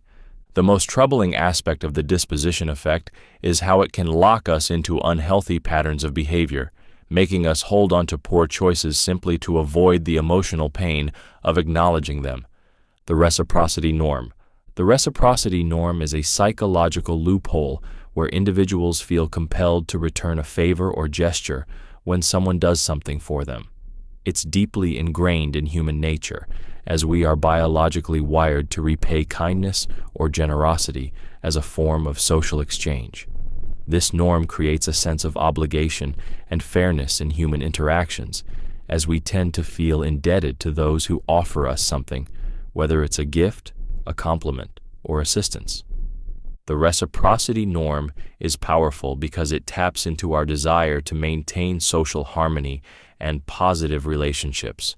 When someone does something for us, it creates an unspoken expectation that we will reciprocate, either immediately or in the future. This makes it an essential tool in social dynamics, from personal relationships to business negotiations. For example, when a salesperson offers you a small gift or favor, they are subtly activating the reciprocity norm, making you feel more inclined to make a purchase or agree to a deal. Similarly, in friendships or romantic relationships, small acts of kindness or support can create a cycle of mutual giving and receiving. However, the reciprocity norm can also be manipulated. When used strategically, it can be a tool for persuasion and influence, as people often feel guilty or uncomfortable rejecting favors, even if they don't truly want to reciprocate. This can lead to individuals making decisions or commitments they wouldn't have made otherwise. While the reciprocity norm is a powerful force for building connections and trust, it also highlights how our sense of fairness can be subtly exploited to influence our behavior and choices. The escalation of commitment. The escalation of commitment is a psychological loophole where individuals or groups continue to invest time, money, or effort into a failing course of action simply because they've already invested so much. Rather than cutting their losses and moving on, people tend to double down on their commitment, driven by the desire to justify their past decisions and avoid the painful acknowledgement of failure. This bias leads us to make increasingly irrational decisions, often in an attempt to recoup previous investments. At its core, the escalation of commitment is tied to our aversion to loss and the need for consistency. Once we've made a decision, there's an emotional investment in seeing it through, even if it's clear that the outcome will be negative. It's easier to convince ourselves that things will improve if we just invest a little more time or resources rather than admit that the initial decision was a mistake. This bias is why people often stay in toxic relationships, continue flawed business ventures, or persist in unproductive projects. They are unwilling to accept the sunk costs and move on. The escalation of commitment can have serious consequences. In business, it can lead to companies throwing good money after bad, hoping to salvage a failing product or strategy. In personal decisions, it can cause people to stay in unhealthy situations, whether financially, emotionally, or relationally, just to avoid the discomfort of admitting failure. This bias traps us in a cycle of self-justification, making it harder to take a step back and reassess our choices. The more we invest, the harder it becomes to let go, even when it's the smartest option. Recognizing the escalation of commitment is key to avoiding it and learning to walk away when necessary. The Expectancy Effect. The Expectancy Effect, also known as the self-fulfilling prophecy, is a psychological loophole where our expectations about a person or situation shape the outcome, often confirming the belief that initiated them. When we expect something to happen, whether positive or negative, we unconsciously act in ways that make it more likely to occur. Our attitudes, behaviors, and perceptions are subtly influenced by what we anticipate, creating a cycle that reinforces our expectations, even if they were unfounded to begin with. At its core, the expectancy effect highlights the powerful role that belief and perception play in shaping reality. If we expect someone to succeed, we might offer them more support, encouragement, and opportunities, which increases their chances of success. On the flip side, if we expect failure, we might inadvertently set them up to fail by doubting their abilities or withholding support. In relationships, workplace environments, and even academic settings, the expectancy effect subtly drives how we treat others based on our preconceived notions about them. This bias can be seen in a variety of contexts. Teachers may treat students differently based on their expectations of their academic abilities, which in turn affects the student's performance. Employers might unconsciously favor certain employees because they expect them to perform better while sidelining those they don't believe in. The expectancy effect can also work against us, as self-doubt or pessimism can lead us to undermine our own potential, thus fulfilling our own negative expectations. What's most insidious about the expectancy effect is how invisible it often is. We may not even realize that our actions are influenced by our beliefs, leading to cycles of reinforcement that affect not only others, but ourselves as well. The Cognitive Reflection Test. The Cognitive Reflection Test, CRT, is a psychological loophole that reveals how easily our minds fall for intuitive but incorrect answers, even when we are capable of reasoning more logically. The CRT consists of simple, seemingly straightforward questions that require deliberate thought to answer correctly, but many people instinctively choose the wrong answer because they rely on automatic gut responses. This test exposes how our cognitive biases and reliance on fast thinking often lead us to make snap judgments that conflict with logical reasoning. The CRT is designed to highlight the contrast between intuitive thinking and reflective thinking. For example, one of the most famous questions in the test involves a bat and ball costing $1.10 together, with the bat costing $1 more than the ball.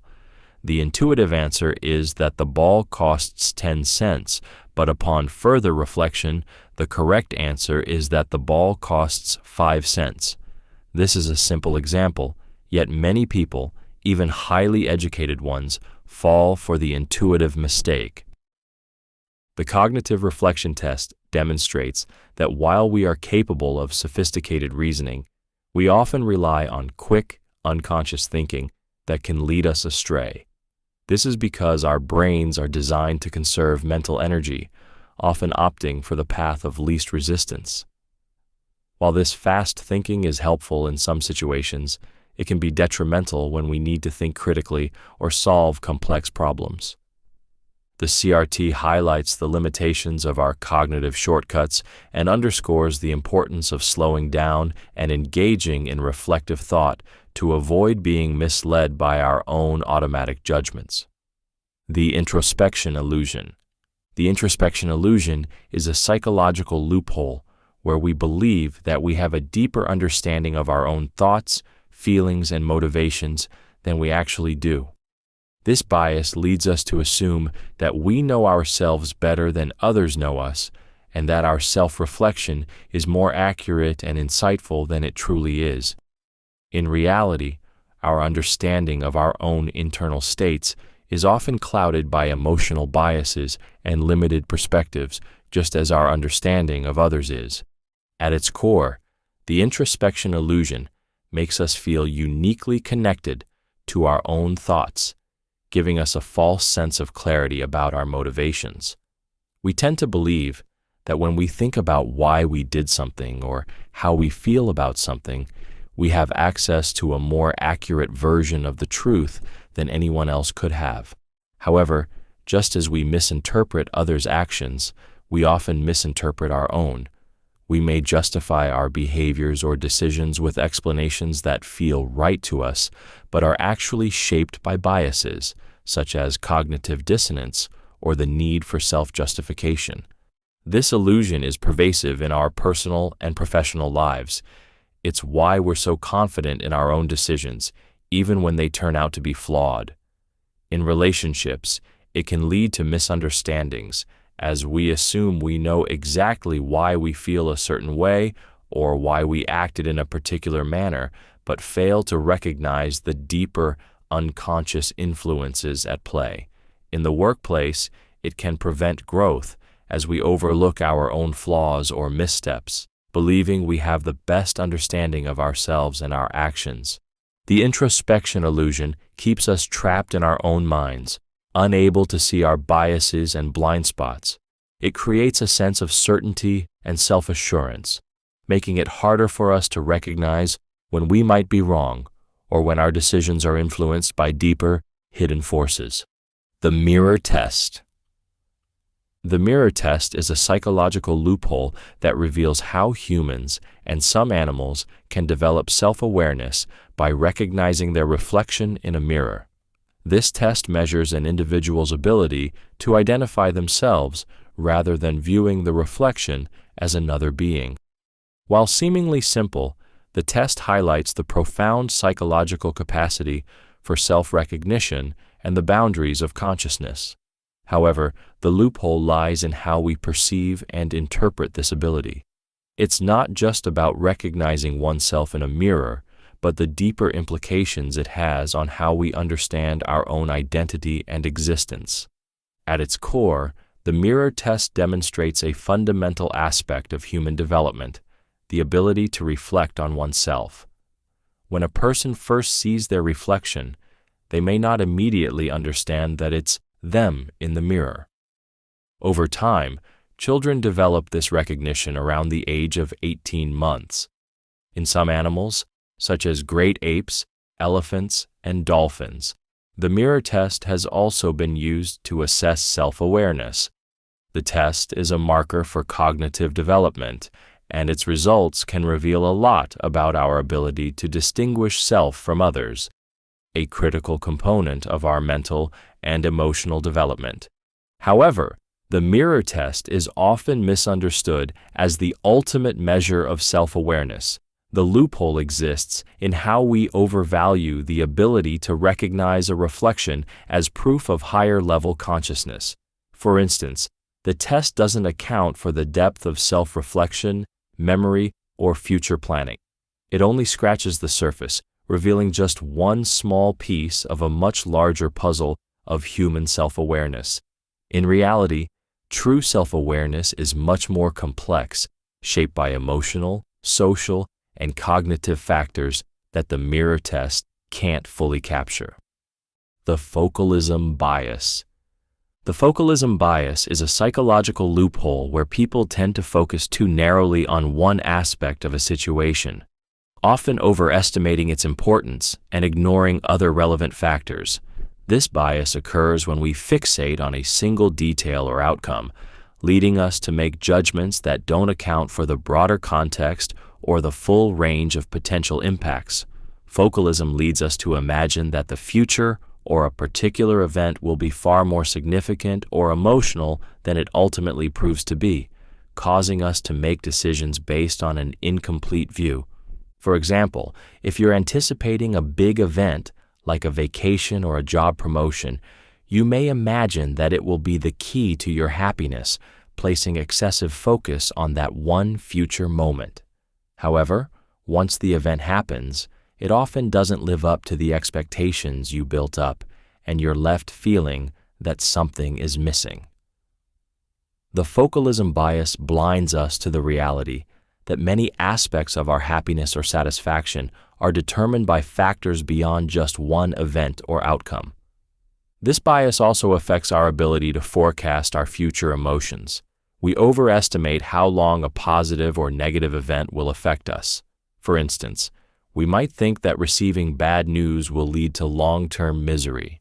But the truth is that we often bounce back quicker than expected, as other factors in our lives shift our focus. The focalism bias limits our ability to see the full picture, making us overly fixated on specific elements and skewing our expectations. It traps us in a narrow view, making us forget the many variables that can influence how we feel or how an event will unfold. The Dehumanization Effect. The Dehumanization Effect is a psychological loophole where we strip away the humanity of others, viewing them as less than human, often as objects, animals, or enemies. This bias allows us to justify harmful actions, prejudice, or cruelty toward individuals or groups by denying them the empathy and dignity they deserve. When we dehumanize others, we create a psychological distance that makes it easier to mistreat them without feeling guilt or moral conflict. At its core, the dehumanization effect taps into our ability to view people not as complex emotional beings with rights and worth, but as something less significant. It allows us to ignore their feelings, needs, and individuality, making it easier to justify violence, discrimination, or neglect. Whether it's in the context of war, racism, or social inequality, dehumanization enables harmful behaviors and systemic oppression. It's the reason why people in history have been able to commit atrocities against others, convinced that those they're harming are undeserving of empathy or respect. The dehumanization effect is not limited to large-scale violence or societal issues. It occurs in everyday interactions when we fail to see the humanity in others, especially those we don't understand or those from different backgrounds. In workplace environments, it can lead to treating colleagues as mere tools to accomplish tasks, rather than as individuals with personal needs and value. In personal relationships, it can create emotional distance as we start to see others as burdens or obstacles rather than equals. This bias strips away compassion, eroding our ability to empathize with the suffering of others. It fosters a cold, disconnected world where moral boundaries are blurred and harmful actions are more easily justified. The dehumanization effect is a dangerous distortion of reality, one that robs us of the humanity we all share. The attribution bias. The attribution bias is a psychological loophole where we make faulty assumptions about the causes of other people's behavior, often attributing their actions to their character rather than external circumstances. At the same time, we tend to excuse our own behavior by focusing on the situational factors rather than taking responsibility for our actions. This bias leads us to view others in a more negative light and ourselves in a more positive one, distorting our understanding of the world and the people around us. At its core, the attribution bias reveals how our minds are biased towards self-preservation and self-justification. When someone cuts us off in traffic, we might immediately assume they are rude or careless, failing to consider that they could be rushing to an emergency. Yet, if we do the same, we might justify our actions with the excuse that we were late for an important meeting. This bias is a natural defense mechanism that protects our self-esteem, but also clouds our ability to truly empathize with others. The attribution bias is deeply embedded in our social interactions. In the workplace, we might think a colleague is incompetent because of a mistake they made, while we attribute our own mistakes to external factors like stress or a lack of resources. In relationships, we often misinterpret our partner's actions, assuming they're behaving out of malice or neglect, rather than understanding the situation that may have influenced their behavior. What's most unsettling about the attribution bias is that it can distort relationships, creating unnecessary conflict and misunderstandings. By failing to consider the full context of others' actions, we narrow our ability to connect, leading to unfair judgments and fractured social dynamics. The Scarcity Principle. The Scarcity Principle is a psychological loophole where people place a higher value on things that are perceived to be scarce or in limited supply. This bias triggers a sense of urgency and desire, making us more likely to desire or act on something simply because it is rare or hard to obtain. The idea of scarcity makes us fear missing out, leading us to make impulsive decisions or overvalue items that might otherwise not seem as important or valuable. The principle is often used in marketing and sales tactics. Limited time offers, flash sales, or only a few items left messages are designed to make us feel as though we might lose an opportunity if we don't act quickly. These cues trigger an emotional reaction, pushing us to buy something we may not need or even truly want, simply because we fear that the opportunity will vanish. This manipulation works because of our deeply ingrained evolutionary instincts to secure rare resources, which once increased our chances of survival. The scarcity principle also plays a key role in social behavior. When we perceive something or someone as rare, whether it's an exclusive product, a special event, or even an individual, we often place greater value on them, believing they are more valuable simply because they are less available. However, the scarcity principle can lead to poor decision-making. The rush to obtain something perceived as rare can override rational thinking, making us overlook better options or acting on impulse. It's a reminder of how our desire to avoid missing out can sometimes make us blind to what we truly need or want. The planning fallacy. The planning fallacy is a psychological loophole where we consistently underestimate the time, costs, and resources needed to complete a task, while overestimating our ability to accomplish it quickly and efficiently. This bias causes us to make overly optimistic predictions about how long a project will take or how smoothly it will go, leading to delays, stress, and unfulfilled expectations.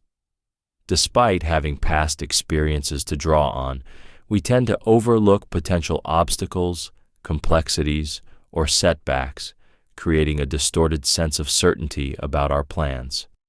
At its core, The planning fallacy stems from an overconfidence in our own abilities and a tendency to focus on the best-case scenario. We imagine how well things could go if everything aligns perfectly, ignoring the real-world complications that inevitably arise. This leads to a failure to allocate enough time or resources to handle unexpected issues, making us vulnerable to failure or underperformance when things don't go according to plan. This bias shows up in every part of life, from professional projects to personal goals. In the workplace, it can lead to missed deadlines, as teams underestimate the time required for tasks, leaving them scrambling to finish at the last minute. In personal life, it might cause us to overcommit to activities or projects, believing we can easily manage everything, only to find ourselves overwhelmed. The planning fallacy reflects a dangerous optimism that clouds our judgment, making it harder to prepare realistically for challenges. It prevents us from taking a step back and considering the full scope of what's required to succeed, ultimately leaving us disappointed or stretched too thin when reality doesn't meet our expectations. The misattribution of arousal. The misattribution of arousal is a psychological loophole where individuals incorrectly interpret the source of their emotional or physiological reactions, leading them to attribute feelings to the wrong cause. For example, when someone experiences heightened emotions, such as increased heart rate or excitement, they may mistakenly link those sensations to an external factor, like attraction to a person or excitement about an event, rather than recognizing that the arousal is due to a different source, such as stress or fear. This misinterpretation can have a profound effect on how we perceive our emotions and make decisions. At its core, the misattribution of arousal plays on the complexity of our emotional responses. When we experience physiological changes like sweaty palms, a racing heartbeat, or nervous energy, our brain seeks an explanation, and often it pins those feelings on the most immediate or obvious factor. In a romantic context, for example, someone might feel an accelerated heartbeat while on a date and incorrectly interpret it as attraction, not realizing that it might be the result of a high-stress situation or even the environment itself. This bias is often used in social influence and romantic dynamics. In settings like theme parks, fast-paced activities, or intense emotional exchanges, the misattribution of arousal can lead people to misread their feelings toward others, sometimes creating false attraction or emotional bonds. It can also affect decision-making, as the heightened emotional state caused by fear or excitement may lead us to make irrational choices, not realizing the physiological state is influencing our judgment. What's most striking about the misattribution of arousal is how it subtly manipulates our perceptions. By mistaking the true cause of our emotions, we can make decisions based on false assumptions, leading us to conclusions that are shaped more by the intensity of our feelings than by logic or actual circumstances. The Empathy-Altruism Hypothesis. The Empathy-Altruism Hypothesis is a psychological loophole that suggests people are more likely to help others when they can empathize with their suffering, particularly when they perceive the other person's distress as urgent or significant. This theory posits that the emotional connection we feel toward others, especially when we understand their pain or need, drives us to act altruistically without expecting anything in return.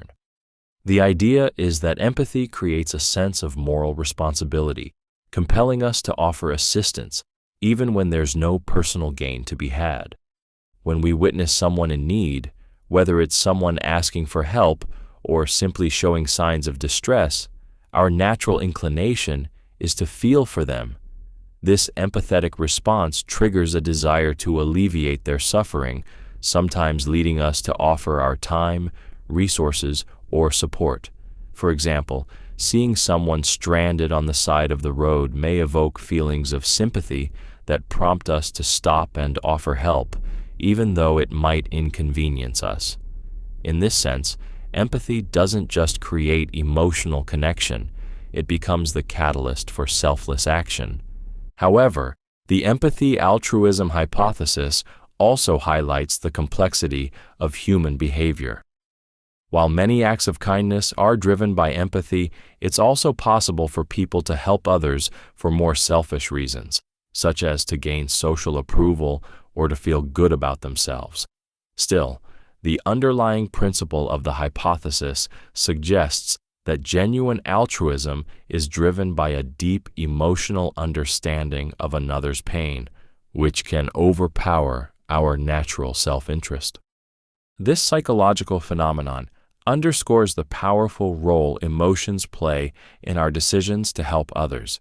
It suggests that when we connect emotionally with others, we are more likely to act with kindness, driven not by obligation, but by a heartfelt desire to make a difference. The temporal discounting bias. The temporal discounting bias is a psychological loophole where we tend to prioritize immediate rewards over future ones, valuing present gratification more than long-term benefits. This bias leads us to make impulsive decisions or procrastinate, as we undervalue the potential rewards that lie ahead and give in to the desire for instant satisfaction. Whether it's indulging in unhealthy food, delaying work, or making short-term choices that undermine long-term goals, the temporal discounting bias clouds our judgment and often causes us to make decisions that don't serve our best interests in the long run. At its core, this bias is driven by our brain's desire to avoid discomfort and seek pleasure in the moment. We are wired to favor experiences that provide immediate pleasure or relief, even if they come at the cost of future well-being. The temptation of a quick win, whether it's eating a chocolate bar or watching another episode on Netflix instead of working, often outweighs the more distant rewards of discipline or delayed gratification. This makes it incredibly hard to stay focused on long-term goals, like saving money, maintaining health, or pursuing a career objective. The temporal discounting bias affects us on both a personal and societal level. In personal relationships, it can lead to poor decision-making, as people may choose temporary pleasure over nurturing deep, lasting connections.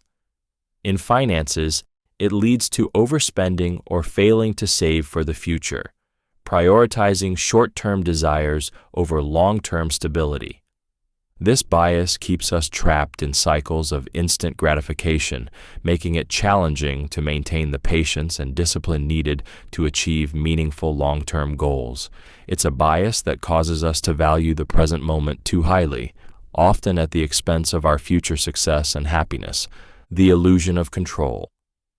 The illusion of control is a psychological loophole where individuals believe they have more control over a situation or outcome than they actually do. This bias causes us to overestimate our ability to influence events, even in situations governed by chance or randomness.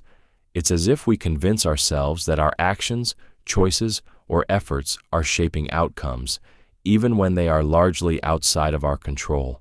This illusion creates a false sense of empowerment, making us feel more competent and in control than we really are. At its core, the illusion of control arises from the human desire for certainty and mastery. We want to believe that our decisions and actions matter, that we are the ones steering the course of our lives. This can lead us to engage in behaviors like over-preparing for situations, taking unnecessary risks, or sticking to rigid routines, all in the belief that our actions will guarantee a favorable outcome. For example, gamblers may feel they can influence the roll of the dice, or drivers may believe they can somehow avoid accidents by driving with extra caution, even when the probability of an event is purely random. The illusion of control is commonly exploited in various industries, especially in marketing and advertising. Casinos, for instance, are designed to make gamblers feel like they have control over their outcomes, enhancing the thrill and encouraging continued play.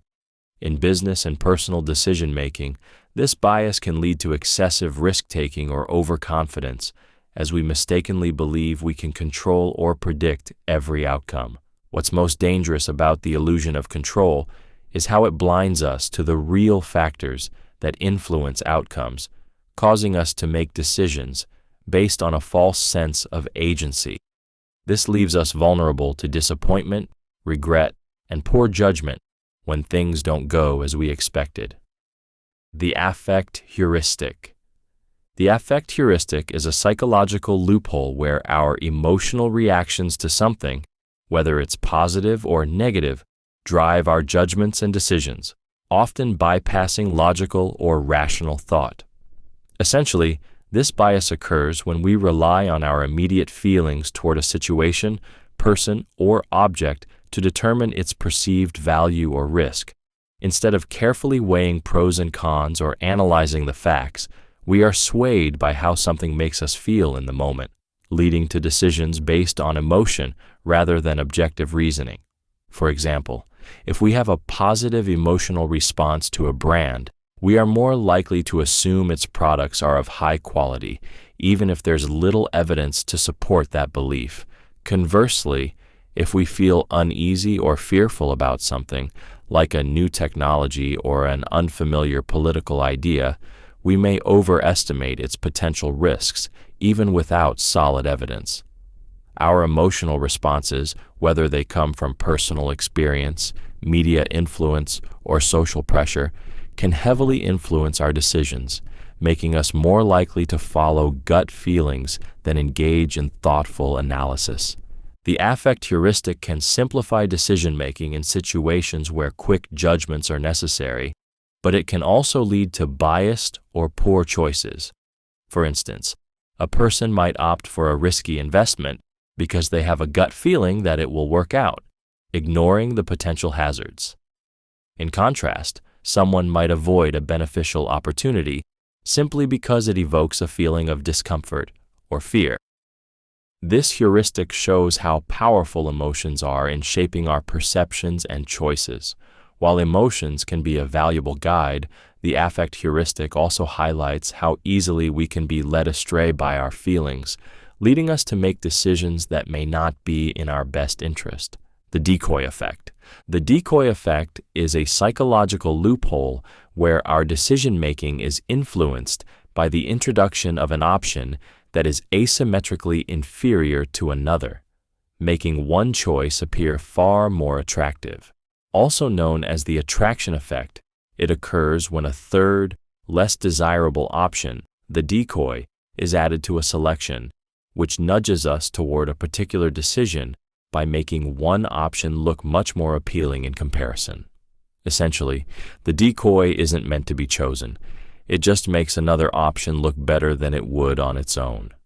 At its core, the decoy effect exploits our tendency to make relative comparisons rather than absolute judgments. When given two choices, we may struggle to decide between them. But when a third, less competitive option is introduced, it makes one of the original options seem like a much better deal or a more logical choice. This is why, in marketing, we often see premium versions of products alongside regular options. The premium option might not be the best value on its own, but compared to a new, less appealing choice, it becomes far more desirable. This bias is everywhere, from pricing strategies in retail to how subscription services offer tiered memberships. In a restaurant, you might see a medium coffee priced at $2, a large at $3, and a jumbo at $5. The jumbo option might seem absurd, but it makes the large coffee appear to be a much better deal. The decoy effect subtly shapes our choices without us realizing it, making it an incredibly powerful tool in persuasion. It's a reminder of how easily our decisions can be swayed by irrelevant options and how marketers, salespeople, and even friends can influence us by simply adding the right decoy to the mix. The law of triviality. The law of triviality is a psychological loophole where people tend to give disproportionate attention and effort to trivial issues while neglecting more important or complex matters.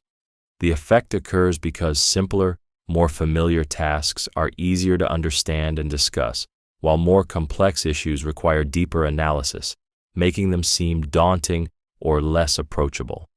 This bias leads us to focus on small, inconsequential details, often diverting time and resources away from what truly matters.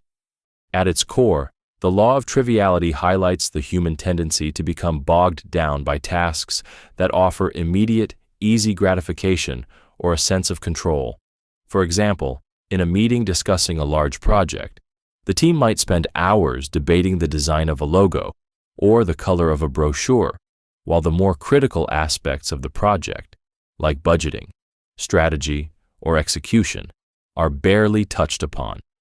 These trivial issues feel easier to resolve, so they consume more energy, while the more significant challenges are pushed aside or ignored. The law of triviality can be seen in business, politics, and even personal decisions. People often focus on minor details that appear urgent or simple to resolve, while avoiding larger, more complex decisions that require deeper thought or carry higher stakes. In politics, for instance, debates may fixate on symbolic or superficial issues rather than tackling the more difficult but vital topics, such as poverty or healthcare reform. What's most frustrating about the law of triviality is how it distracts us from the bigger picture. It traps us in cycles of low-impact decisions, preventing progress and leaving important issues unresolved. This bias lures us into focusing on the wrong things, often with profound consequences. The loss aversion bias. The loss aversion bias is a psychological loophole where people are more motivated to avoid losses than to achieve equivalent gains. This bias stems from the idea that the pain of losing something, whether it's money, time, or even a small possession, is psychologically more intense than the pleasure we derive from gaining the same thing. In other words, the fear of losing outweighs the excitement of winning, making people more risk-averse and conservative in their decision-making, even when taking a risk could potentially lead to a better outcome. For example, if you're offered a bet where you have a 50% chance of gaining $100 and a 50% chance of losing $100, the loss aversion bias will likely make you hesitant to accept, even though the odds are perfectly even. The potential loss feels more threatening than the potential gain feels rewarding. This bias plays a key role in many aspects of life, from financial decisions to relationship dynamics.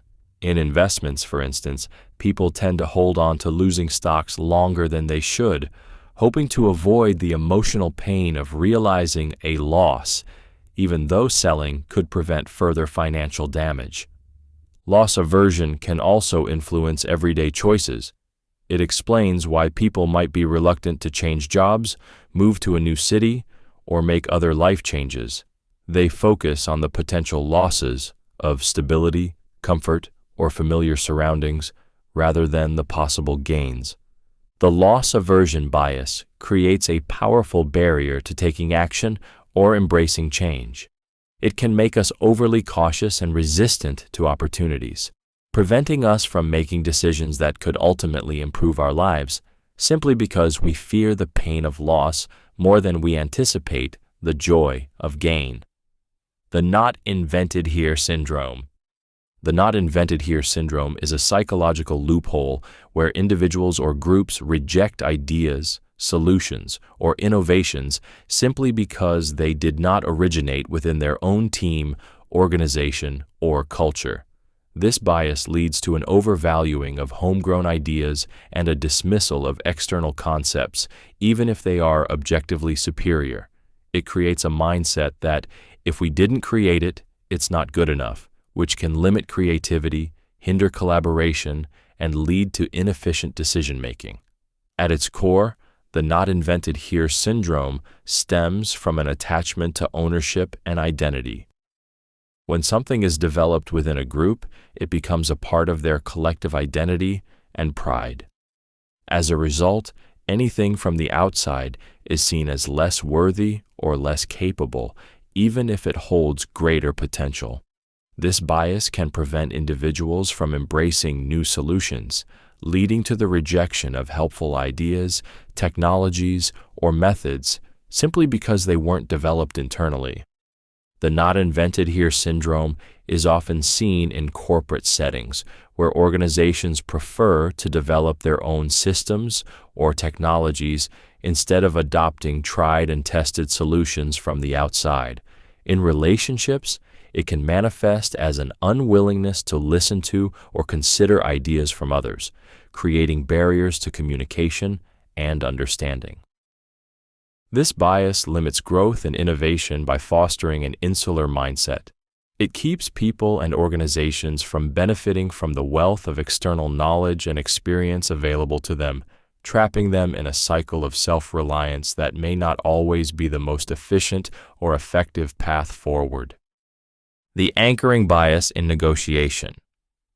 The anchoring bias in negotiation is a psychological loophole where the first number or piece of information presented in a discussion serves as a reference point, influencing all subsequent decisions. Once an initial figure is set, whether it's an offer, a price, or a demand, it becomes the anchor by which all further negotiations are judged. Even if the anchor is arbitrary or unrealistic, it has a powerful effect on the outcome, leading both parties to adjust their expectations and offers based on that first figure. At its core, the anchoring bias in negotiation reveals how our minds latch onto initial information and use it to frame every subsequent decision. For example, if a car salesperson starts by quoting a high price for a vehicle, you might negotiate down, but you're still likely to settle for a price that's higher than you would have accepted if the initial price had been lower. Even if you are aware of this bias, the anchor remains stuck in your mind, guiding your thinking and making it harder to break free. This bias is widely used in negotiations, from salary talks to business deals, and is often exploited by skilled negotiators to their advantage. By setting an extreme initial offer, they can shift the entire conversation and set the stage for a deal that benefits them more than it might have otherwise. Even if you counter the anchor, it still affects the range of acceptable offers in your mind. What's most troubling about the anchoring bias in negotiation is how invisible it can be. Both parties might believe they are making rational decisions based on the facts, but the first piece of information introduced is quietly shaping the entire negotiation, often without either party realizing it. The contrast principle. The contrast principle is a psychological loophole where our perception of something is influenced by what we have just experienced or seen. When two things are presented in comparison, we tend to perceive them in a way that highlights their differences. This principle makes us evaluate an object, situation, or person not based on its own merit, but relative to something else, often causing us to make judgments that are skewed by the context of the comparison. For example, if you're shown an expensive luxury car first, followed by a moderately priced car, the second car will seem much more affordable in comparison, even if it's still considered expensive by most standards. Similarly, in negotiations, someone might present an extreme or exaggerated offer first, making the subsequent offer appear much more reasonable, even if it's still above what you initially wanted to pay. The contrast principle works by creating an exaggerated sense of disparity, leading us to evaluate things in a distorted manner. This bias is often used in marketing and sales. When stores display high-end products next to more affordable options, they know that customers will perceive the latter as a better deal, even if it is still a relatively high price. In personal relationships, the contrast principle can also influence how we judge people. If you meet someone who is particularly impressive, a person with lesser achievements may seem less remarkable in comparison, even though their actual qualities or abilities might be equally worthy of recognition. The contrast principle shows how easily our perceptions can be manipulated by the context in which things are presented. It highlights how relative judgments, rather than absolute ones, shape our understanding of value, making it harder for us to make decisions based solely on the true qualities of something. The decoy effect. The decoy effect is a psychological loophole where the introduction of a third, less attractive option, the decoy, makes one of the original choices appear significantly more appealing. This bias occurs when consumers or decision-makers are presented with an inferior option that isn't meant to be selected, but serves to shift preferences toward another option. By introducing this decoy, the decision-making process is subtly manipulated, leading people to make choices they might not have made if the decoy had not been present. At its core, the decoy effect exploits our tendency to make decisions based on relative comparisons rather than absolute value. When faced with two options, we might find it difficult to choose between them.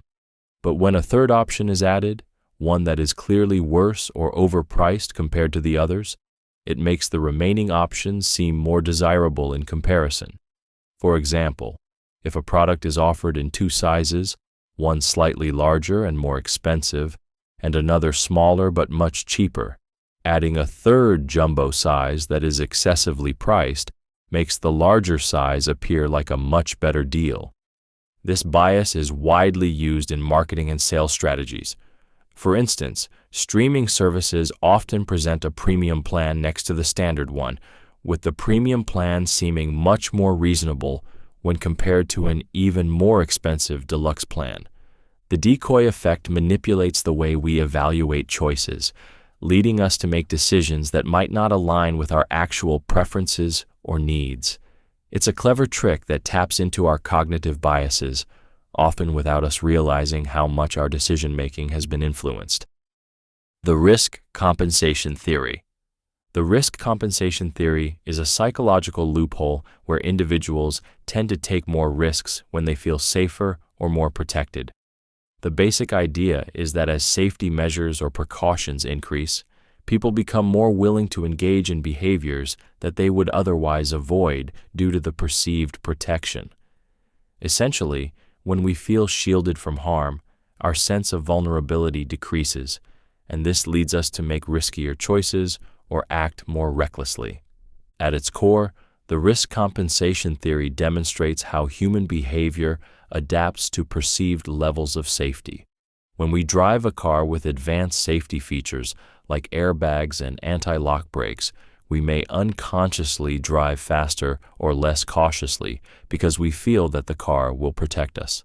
Similarly, a cyclist wearing a helmet or riding with safety gear might take more daring routes or engage in riskier maneuvers, assuming that the protection will prevent serious harm. This bias can apply across various domains, from driving in sports to health behaviors and even workplace safety. The theory can also be seen in the design of safety systems and regulations. For example, the introduction of seat belts in cars has saved lives, but studies show that some drivers began to drive more aggressively, believing the seat belt would keep them safe in the event of an accident.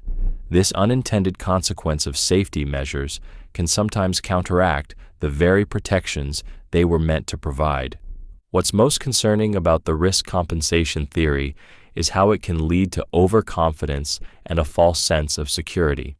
While safety measures are crucial, they can inadvertently encourage behaviors that increase overall risk, undermining the benefits of the protective measures themselves.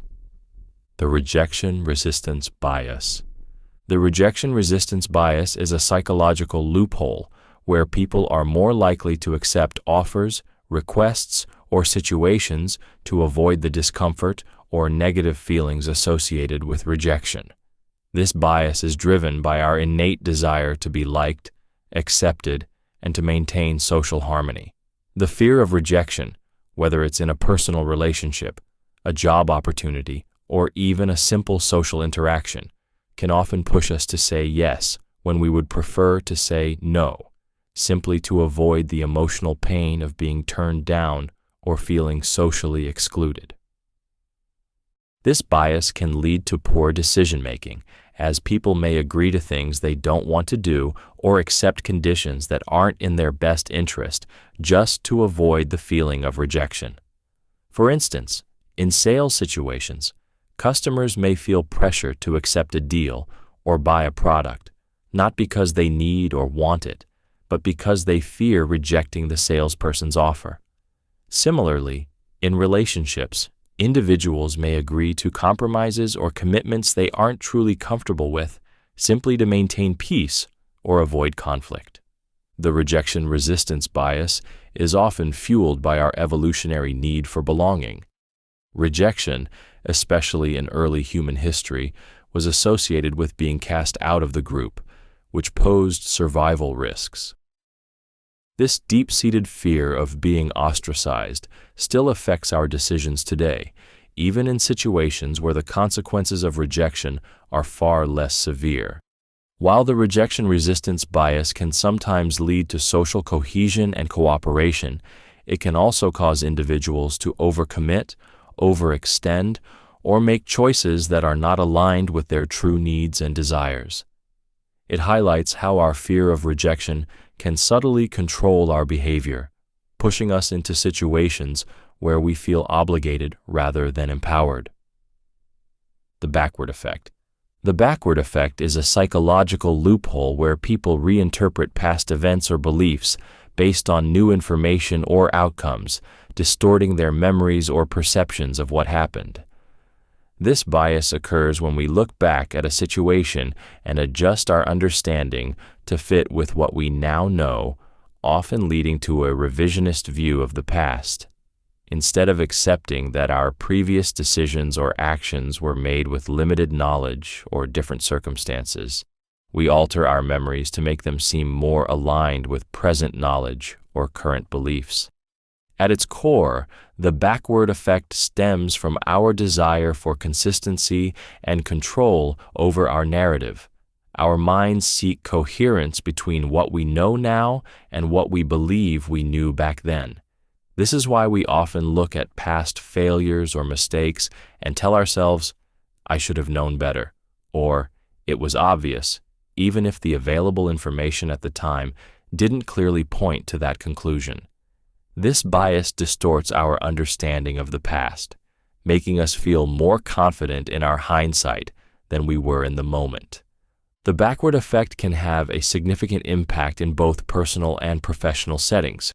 In relationships, it may cause individuals to blame themselves or others unfairly for past mistakes, seeing them as more preventable than they actually were. In business, it can result in overconfidence, as people attribute past successes to their own abilities while ignoring the role of chance or external factors. This bias creates a false sense of clarity and certainty about the past, leading to overconfidence and preventing us from learning true lessons from our experiences. By recognizing the backward effect, we can begin to approach our past with greater humility and a more accurate understanding of what we truly knew and didn't know at the time. The attribution substitution. The attribution substitution is a psychological loophole where we replace complex, difficult-to-answer questions with simpler ones, often leading to flawed conclusions. When faced with a situation that requires judgment or understanding, the brain tends to substitute the original question with a more easily answerable one, leading to inaccurate or biased attributions. This substitution occurs unconsciously and shapes how we perceive people, events, and circumstances, often distorting reality in the process. At its core, attribution substitution shows how our minds simplify complex problems by relying on easily accessible cues. For instance, if we are asked to judge someone's competence, we might substitute that question with an easier one, such as, "How confident do they appear?" rather than considering the full scope of their abilities. Similarly, in the face of uncertainty, we might use surface-level attributes like appearance, behavior, or stereotypes to make quick judgments about others, rather than taking the time to understand the deeper factors at play. This bias is prevalent in everyday life, from hiring decisions to interpersonal relationships.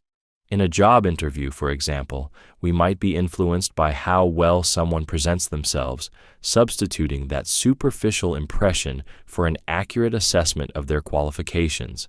In social situations, we often judge people based on stereotypes or quick assumptions, overlooking the complexity of their true character or intentions. What's most concerning about attribution substitution is how it leads us to make snap judgments that are often incorrect or biased. By replacing difficult questions with easier ones, we bypass critical thinking, relying on shortcuts that feel intuitive but are far from accurate, leading to misunderstandings and poor decisions. The inattentional blindness. The inattentional blindness is a psychological loophole where people fail to notice significant objects or events in their environment because their attention is focused elsewhere.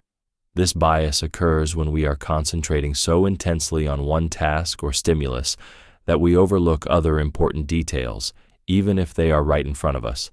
The phenomenon demonstrates that our awareness of the world around us is limited by where we direct our attention, and what we choose to focus on can cause us to miss things that might otherwise be glaringly obvious. A famous example of inattentional blindness is the invisible gorilla experiment. In this experiment, participants were asked to watch a video of people passing a basketball and count the number of passes. While focused on counting, most people completely missed the person in a gorilla suit walking through the scene. Despite being in plain view, the gorilla was ignored because participants' attention was fixed on the task at hand. Inattentional blindness occurs frequently in everyday life. It can explain why we might miss a crucial detail during a conversation, fail to see an important warning sign on the road, or overlook a small error in a report we're reviewing.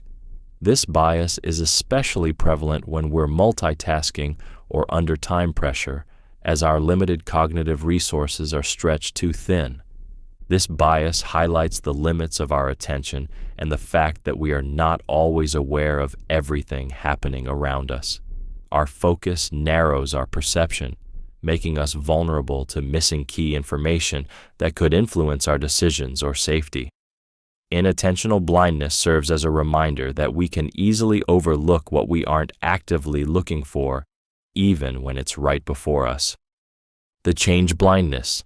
Change blindness is a psychological loophole where we fail to notice significant changes in a visual scene or environment, especially when those changes occur gradually or during a brief distraction. Despite our belief in being highly observant, our brains are often incapable of detecting alterations when our attention is focused elsewhere or when the changes happen incrementally. This bias reveals how limited our perception can be, showing that what we think we see is often influenced by our focus and expectations, rather than an accurate representation of reality. At its core, change blindness happens because our brain is constantly trying to filter out irrelevant information to avoid sensory overload. We can only process so much at a time, so our mind filters out details that seem unimportant, allowing us to focus on what we deem necessary. When significant changes occur outside of our attention, they can go unnoticed, even if they are in plain sight. This is why people often miss subtle changes in a familiar environment, like a new object in a room or even a change in someone's appearance. Change blindness plays a crucial role in how we navigate the world. It's why people often fail to notice details in movies, advertisements, or even conversations. In the workplace, it can lead to missed changes in processes, miscommunications, or failure to notice problems that have been creeping up.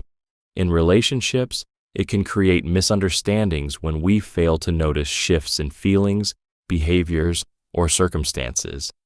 This bias highlights how our attention is selective and how our perceptions of the world are often far less reliable than we believe.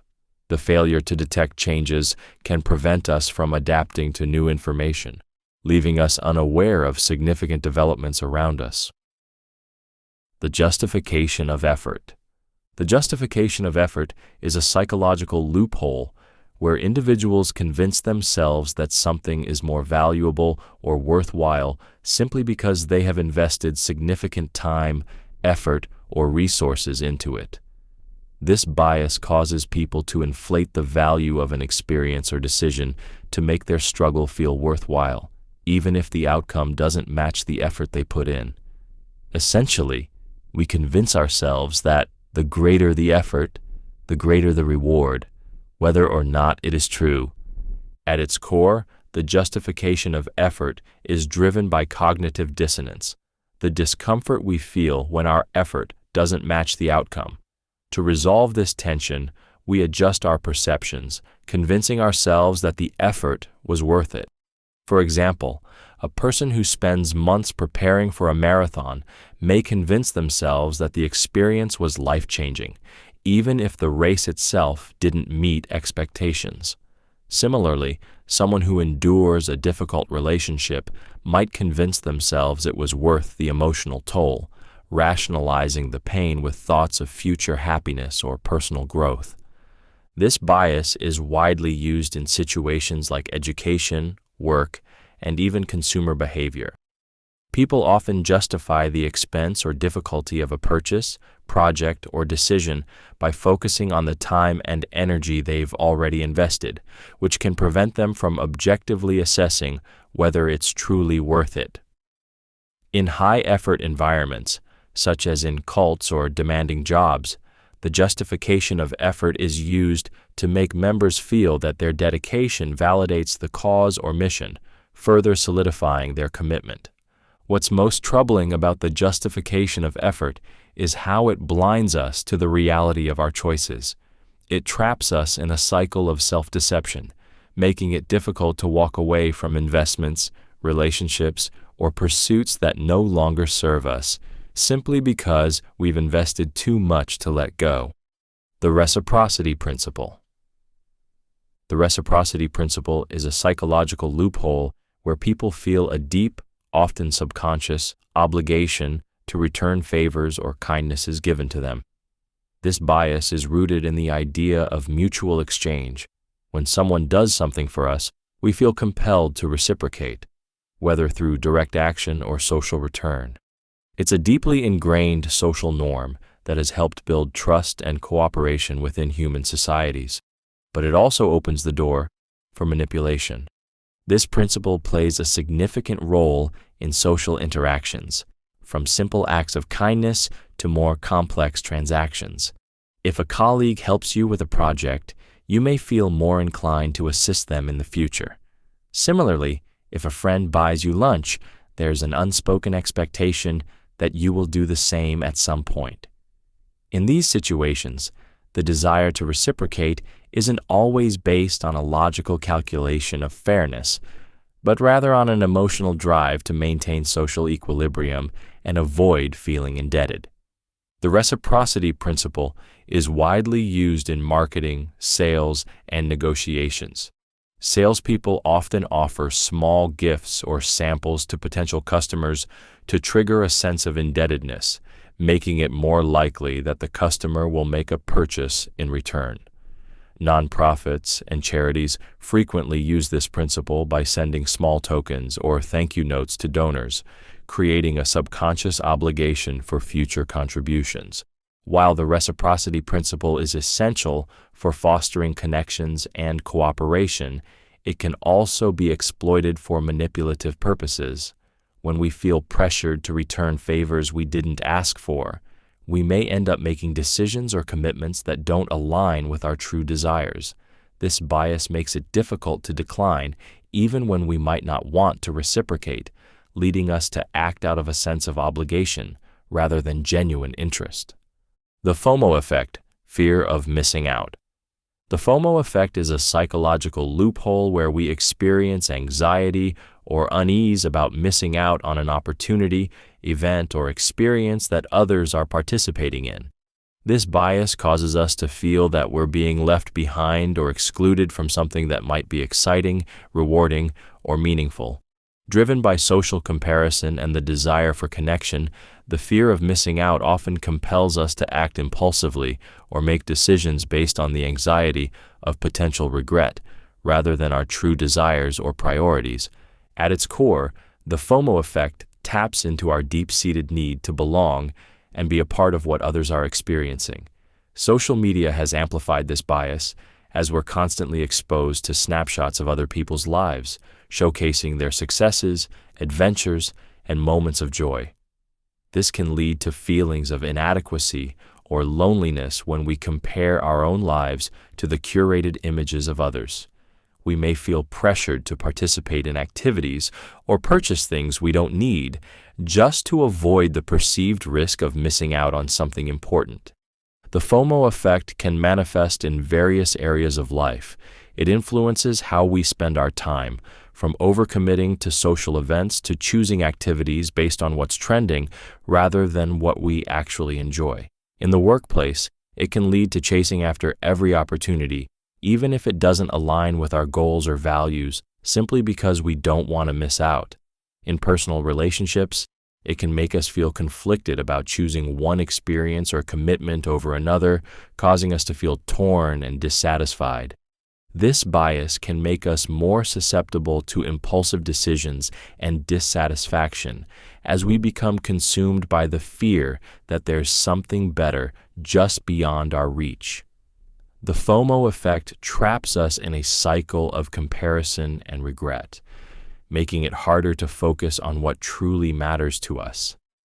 The consistency bias. The consistency bias is a psychological loophole where we tend to view our past attitudes, beliefs, and behaviors as more consistent with our current self than they actually were.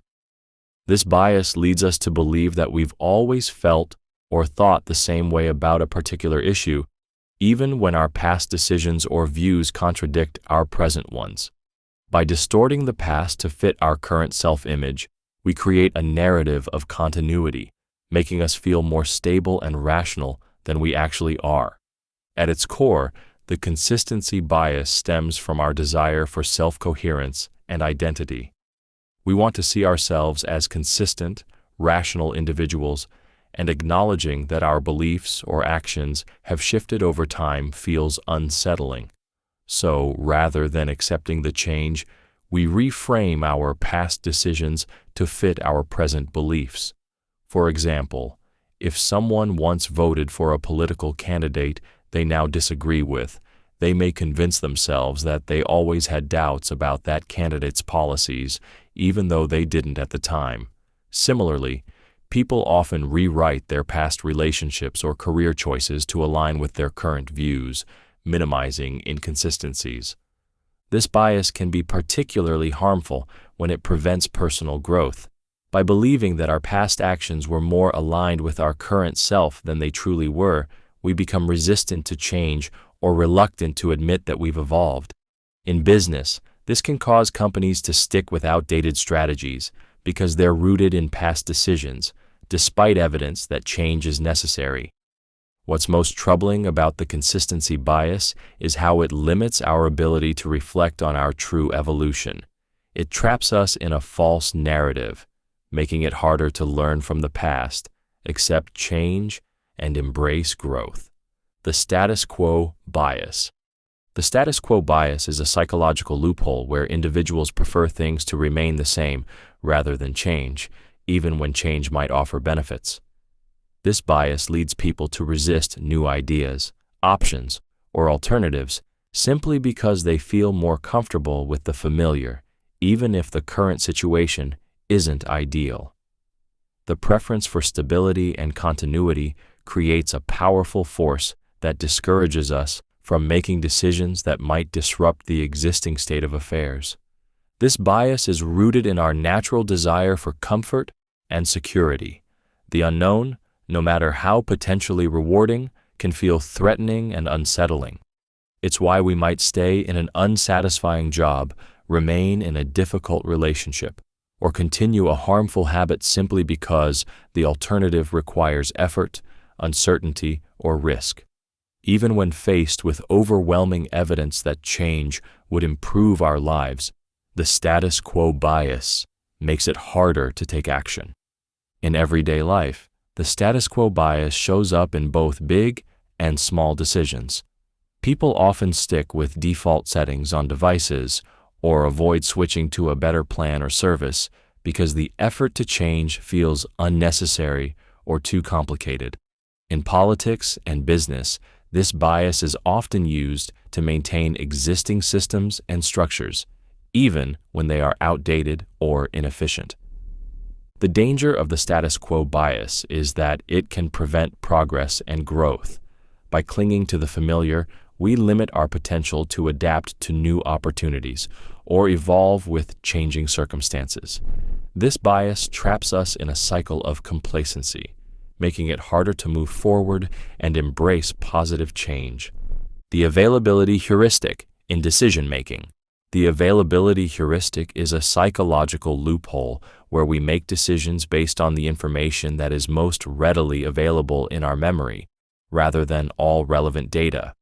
Essentially, we rely on what we can easily recall, which is often influenced by recent experiences, media exposure, or emotionally charged events, to judge the likelihood or frequency of something.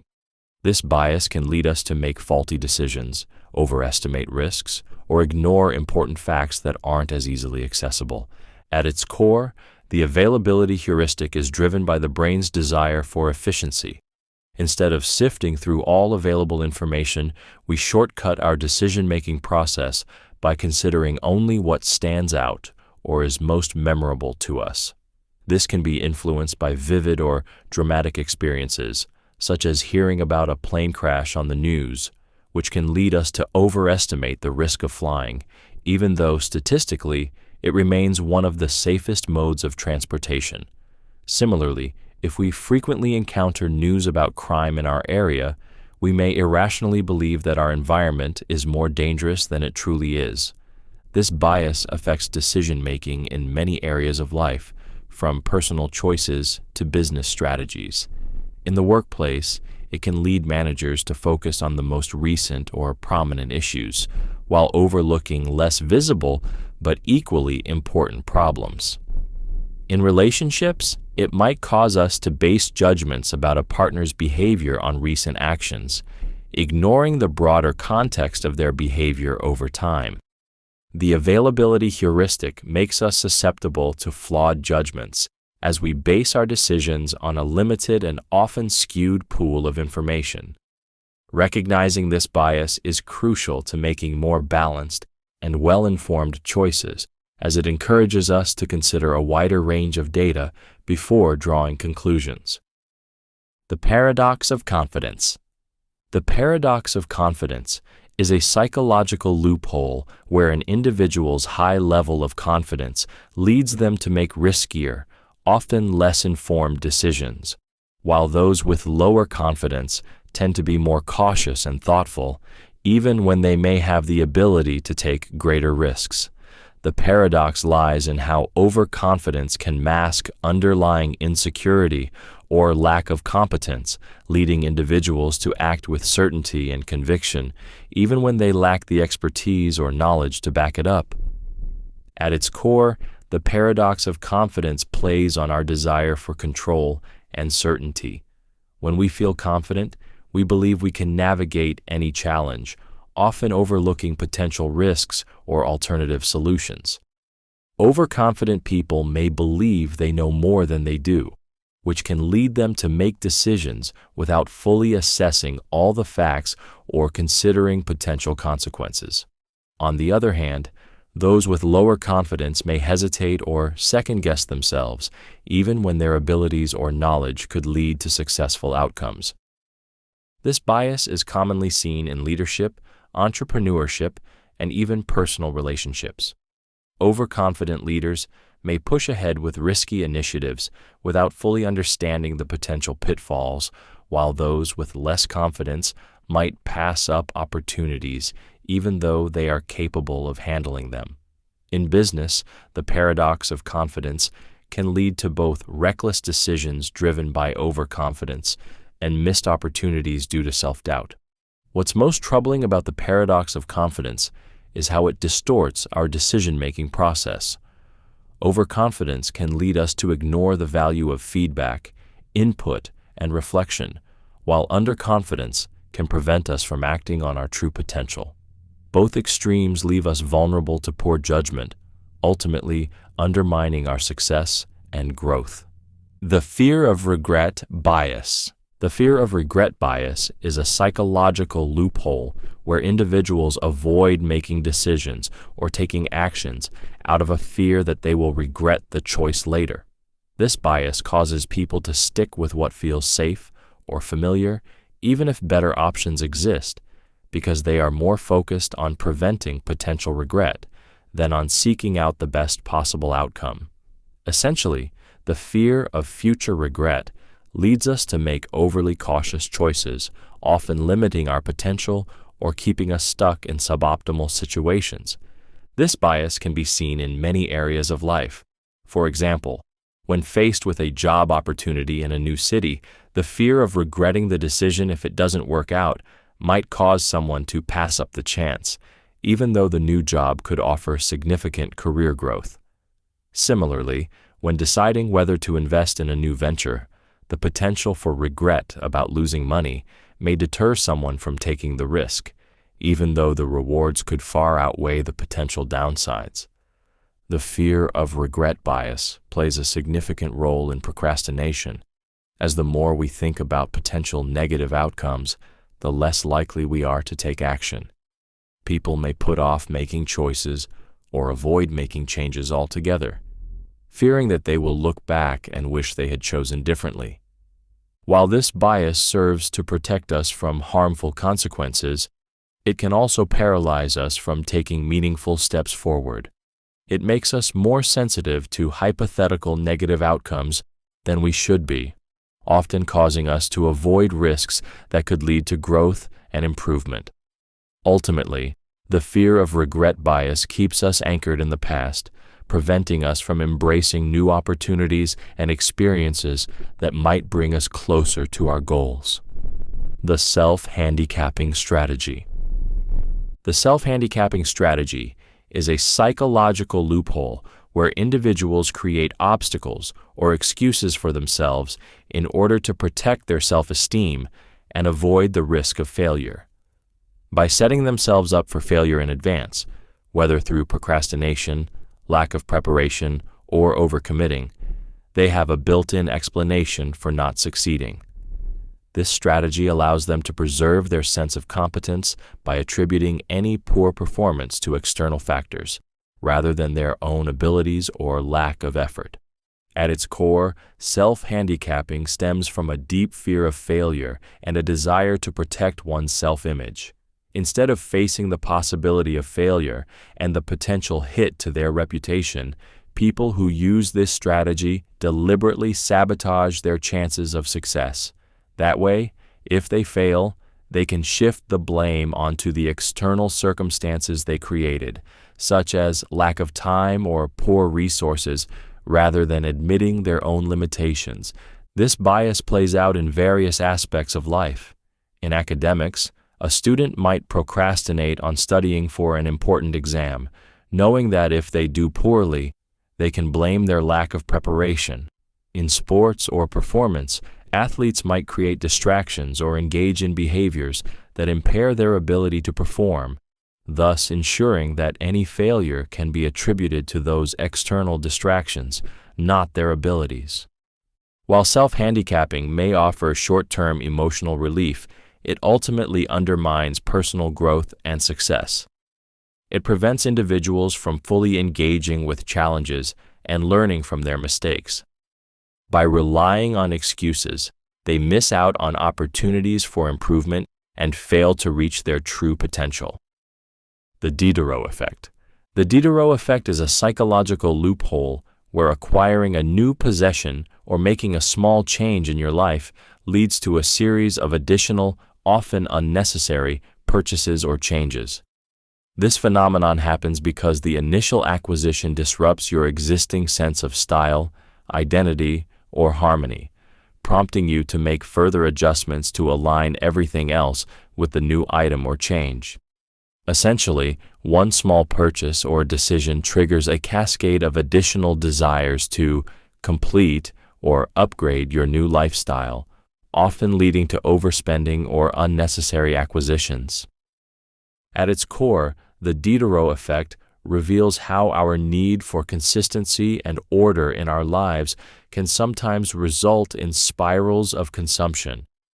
When we acquire something new, whether it's a piece of clothing, a piece of furniture, or even a technological upgrade, we often feel the urge to update or replace other items that seem outdated in comparison. The new item becomes a symbol of a new identity or a new standard of living, and we start to feel the pressure to match everything else to this new benchmark. This bias is most evident in consumer behavior, where individuals purchase things that they don't necessarily need simply because their new acquisitions create a sense of discord with their existing possessions. For example, buying a new designer coat might lead someone to purchase matching shoes, bags, or accessories, even if those items weren't part of their original plan. It's a phenomenon that can be seen in the constant cycle of upgrading gadgets, wardrobes, or home decor.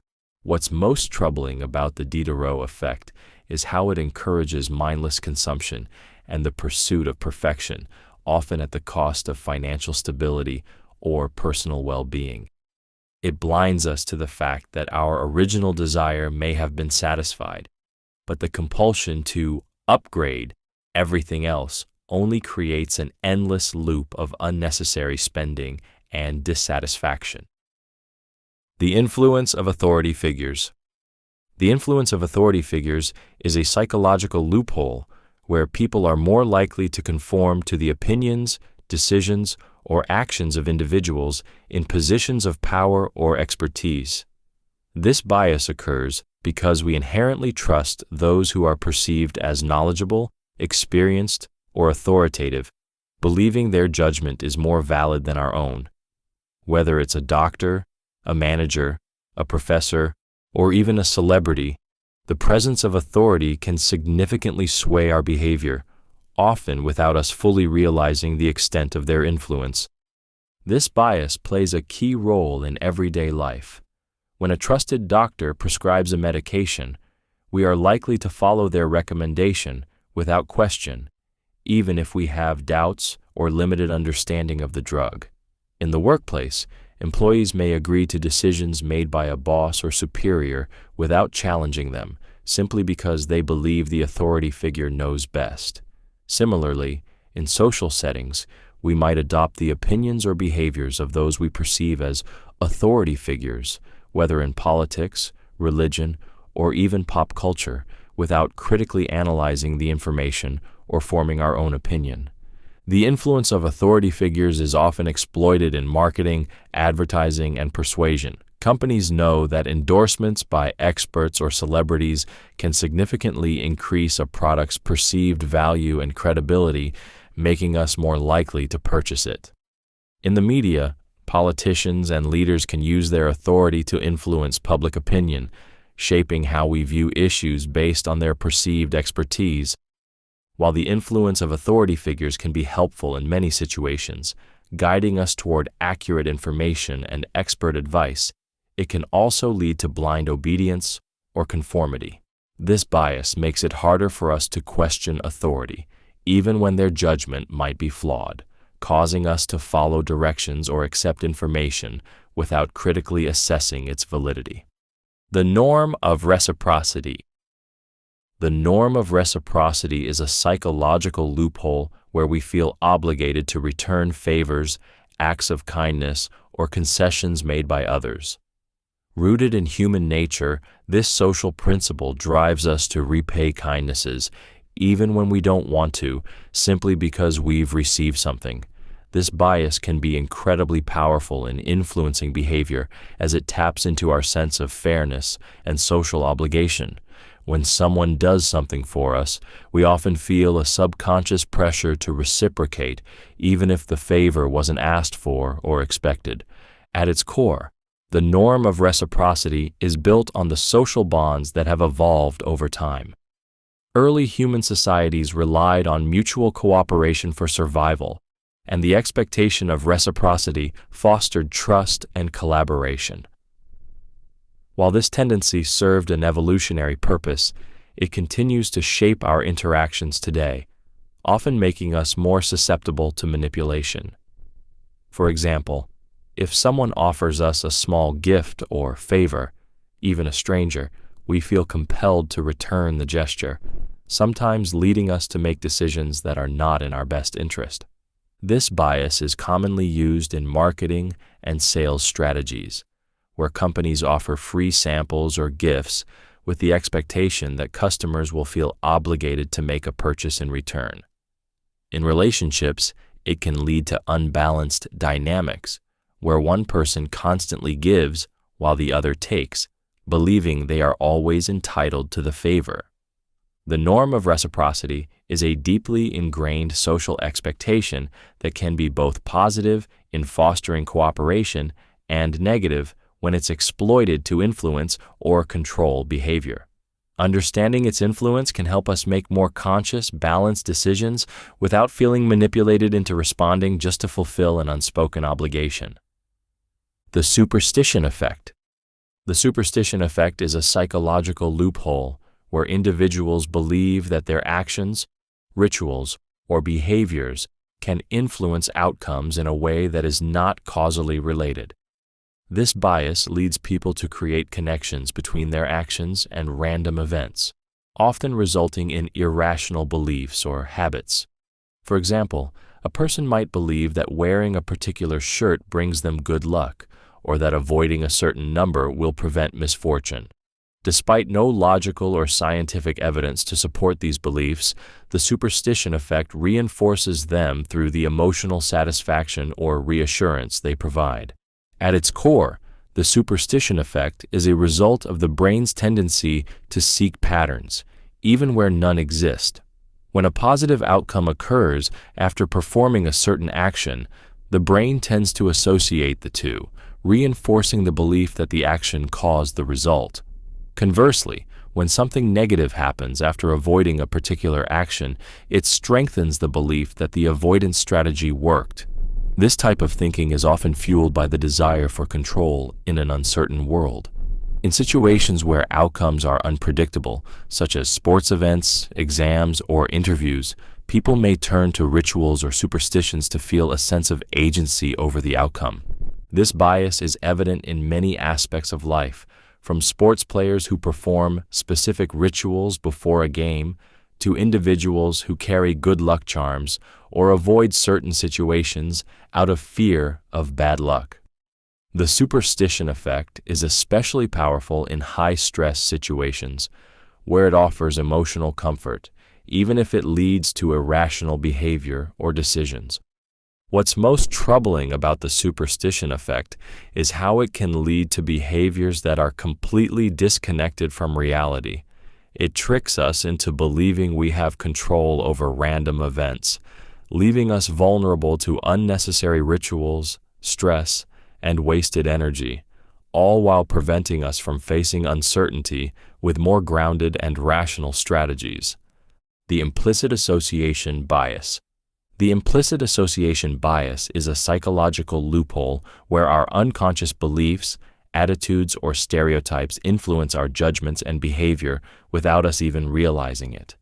This bias occurs when we associate certain traits, qualities, or behaviors with specific groups, such as based on race, gender, or age, without being consciously aware of these associations. These automatic mental connections shape our perceptions and actions, often leading to biased decision-making or unequal treatment, even when we consciously believe in fairness and equality. For example, studies have shown that people are more likely to associate positive traits with lighter skin tones or younger individuals, and negative traits with darker skin tones or older individuals, even if they don't consciously hold these prejudices. This bias can manifest in many ways: in hiring decisions, where applicants of a particular race or gender may be judged more harshly or more favorably without regard to their qualifications; In policing, where individuals of certain ethnic backgrounds might be treated with more suspicion regardless of actual behavior, or in education, where teachers may unknowingly favor certain students over others based on unconscious biases about race, social status, or gender. The implicit association bias is deeply ingrained in the brain's way of processing information.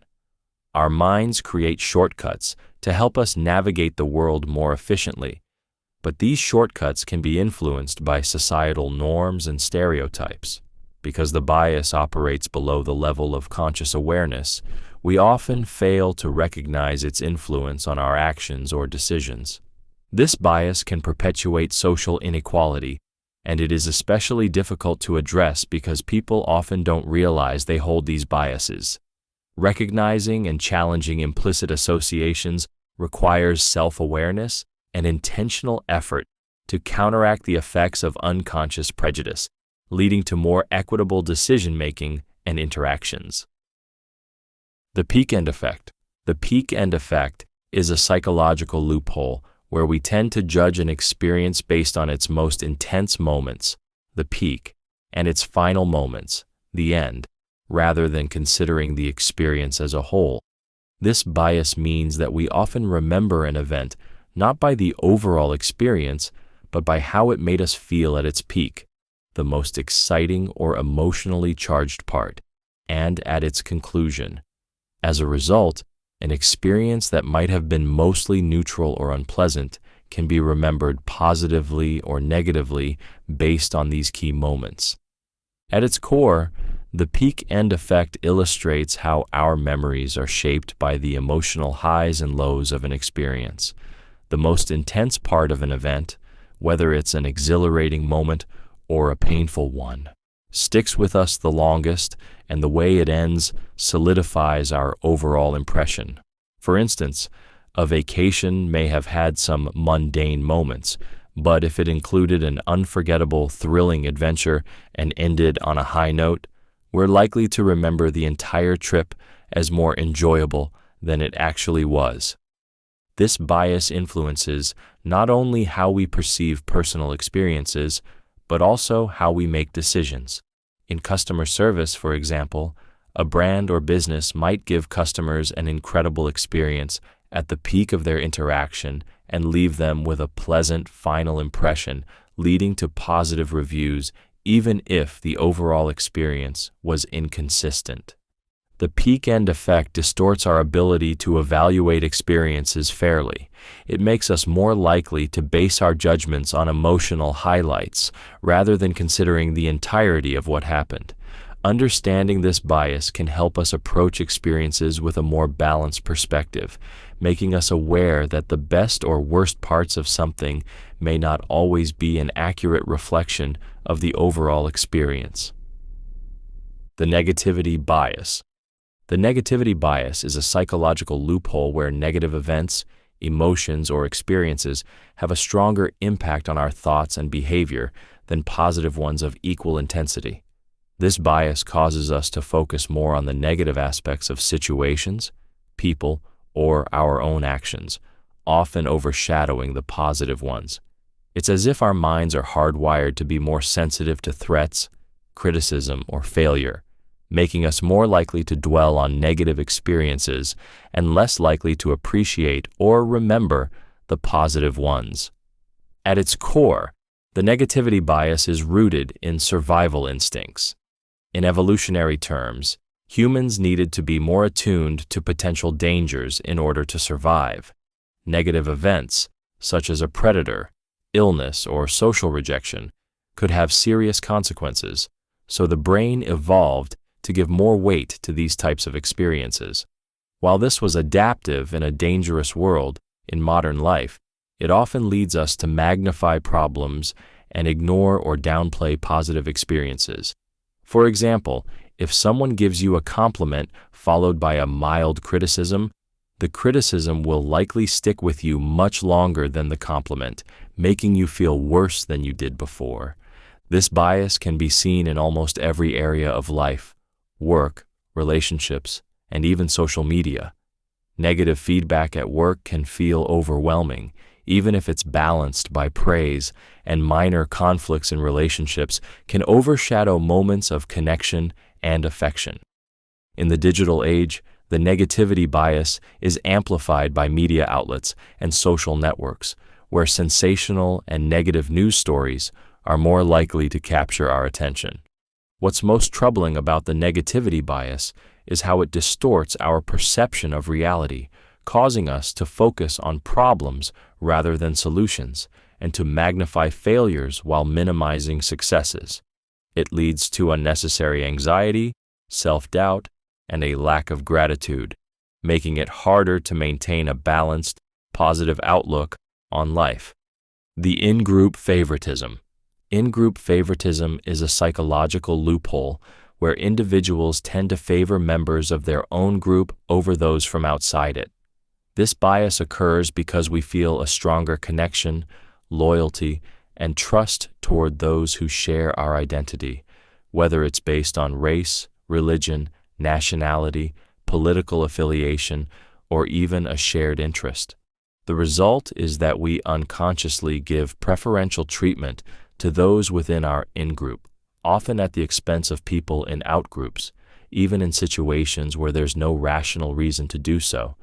For example, in a workplace, you might be more inclined to support or promote a colleague who shares your background or interests, while unintentionally overlooking the achievements or potential of others outside your social circle. This bias can also explain why people are more likely to help friends or family members in need, even when strangers are equally deserving of assistance. In-group favoritism creates divisions between groups, often fueling competition, prejudice, and even conflict, as individuals perceive others outside their group as less worthy or deserving. This bias also has significant social implications. It can reinforce stereotypes and perpetuate social inequality, as those in power or with social advantages tend to favor their own in-group, thereby creating cycles of privilege. In politics, for instance, leaders may prioritize policies that benefit their own supporters while disregarding the needs or interests of opposing groups. In-group favoritism is rooted in our evolutionary need for social cohesion and cooperation within groups. While this bias helped our ancestors survive by fostering loyalty and solidarity, it can also limit our ability to fairly evaluate others and make decisions based on merit rather than group identity. The challenge is recognizing this bias within ourselves and striving to treat others with fairness and objectivity, regardless of group affiliations. The Overjustification Effect. The Overjustification Effect is a psychological loophole where external rewards or incentives diminish a person's intrinsic motivation to engage in an activity they once found inherently enjoyable. When we are rewarded for something we already enjoy, such as receiving money for a hobby or praise for a creative pursuit, our original enjoyment of the activity tends to decrease. This occurs because the external rewards shift our focus from the activity itself to the reward, undermining our intrinsic desire to engage in it for its own sake. At its core, the overjustification effect occurs because the external reward interferes with the natural satisfaction we derive from doing something purely for enjoyment. When we start expecting a reward for an activity that once brought us joy, it shifts our perception of the activity from something fulfilling to a means to an end. For example, a child who loves painting may lose interest in it once they start receiving praise or prizes for their artwork. The reward, instead of enhancing the experience, starts to take over as the primary motivator. This bias is often seen in education and the workplace. In schools, offering rewards for reading or completing tasks may decrease a student's natural love for learning. In the workplace, employees who are intrinsically motivated to do a job may lose their passion if they are overly incentivized with bonuses or promotions, as the focus shifts from personal satisfaction to the external rewards. The overjustification effect can have long-term consequences, leading to burnout or a loss of interest in activities that once brought fulfillment. It highlights the importance of balancing intrinsic and extrinsic motivation, ensuring that rewards enhance rather than replace the joy of doing something for its own sake.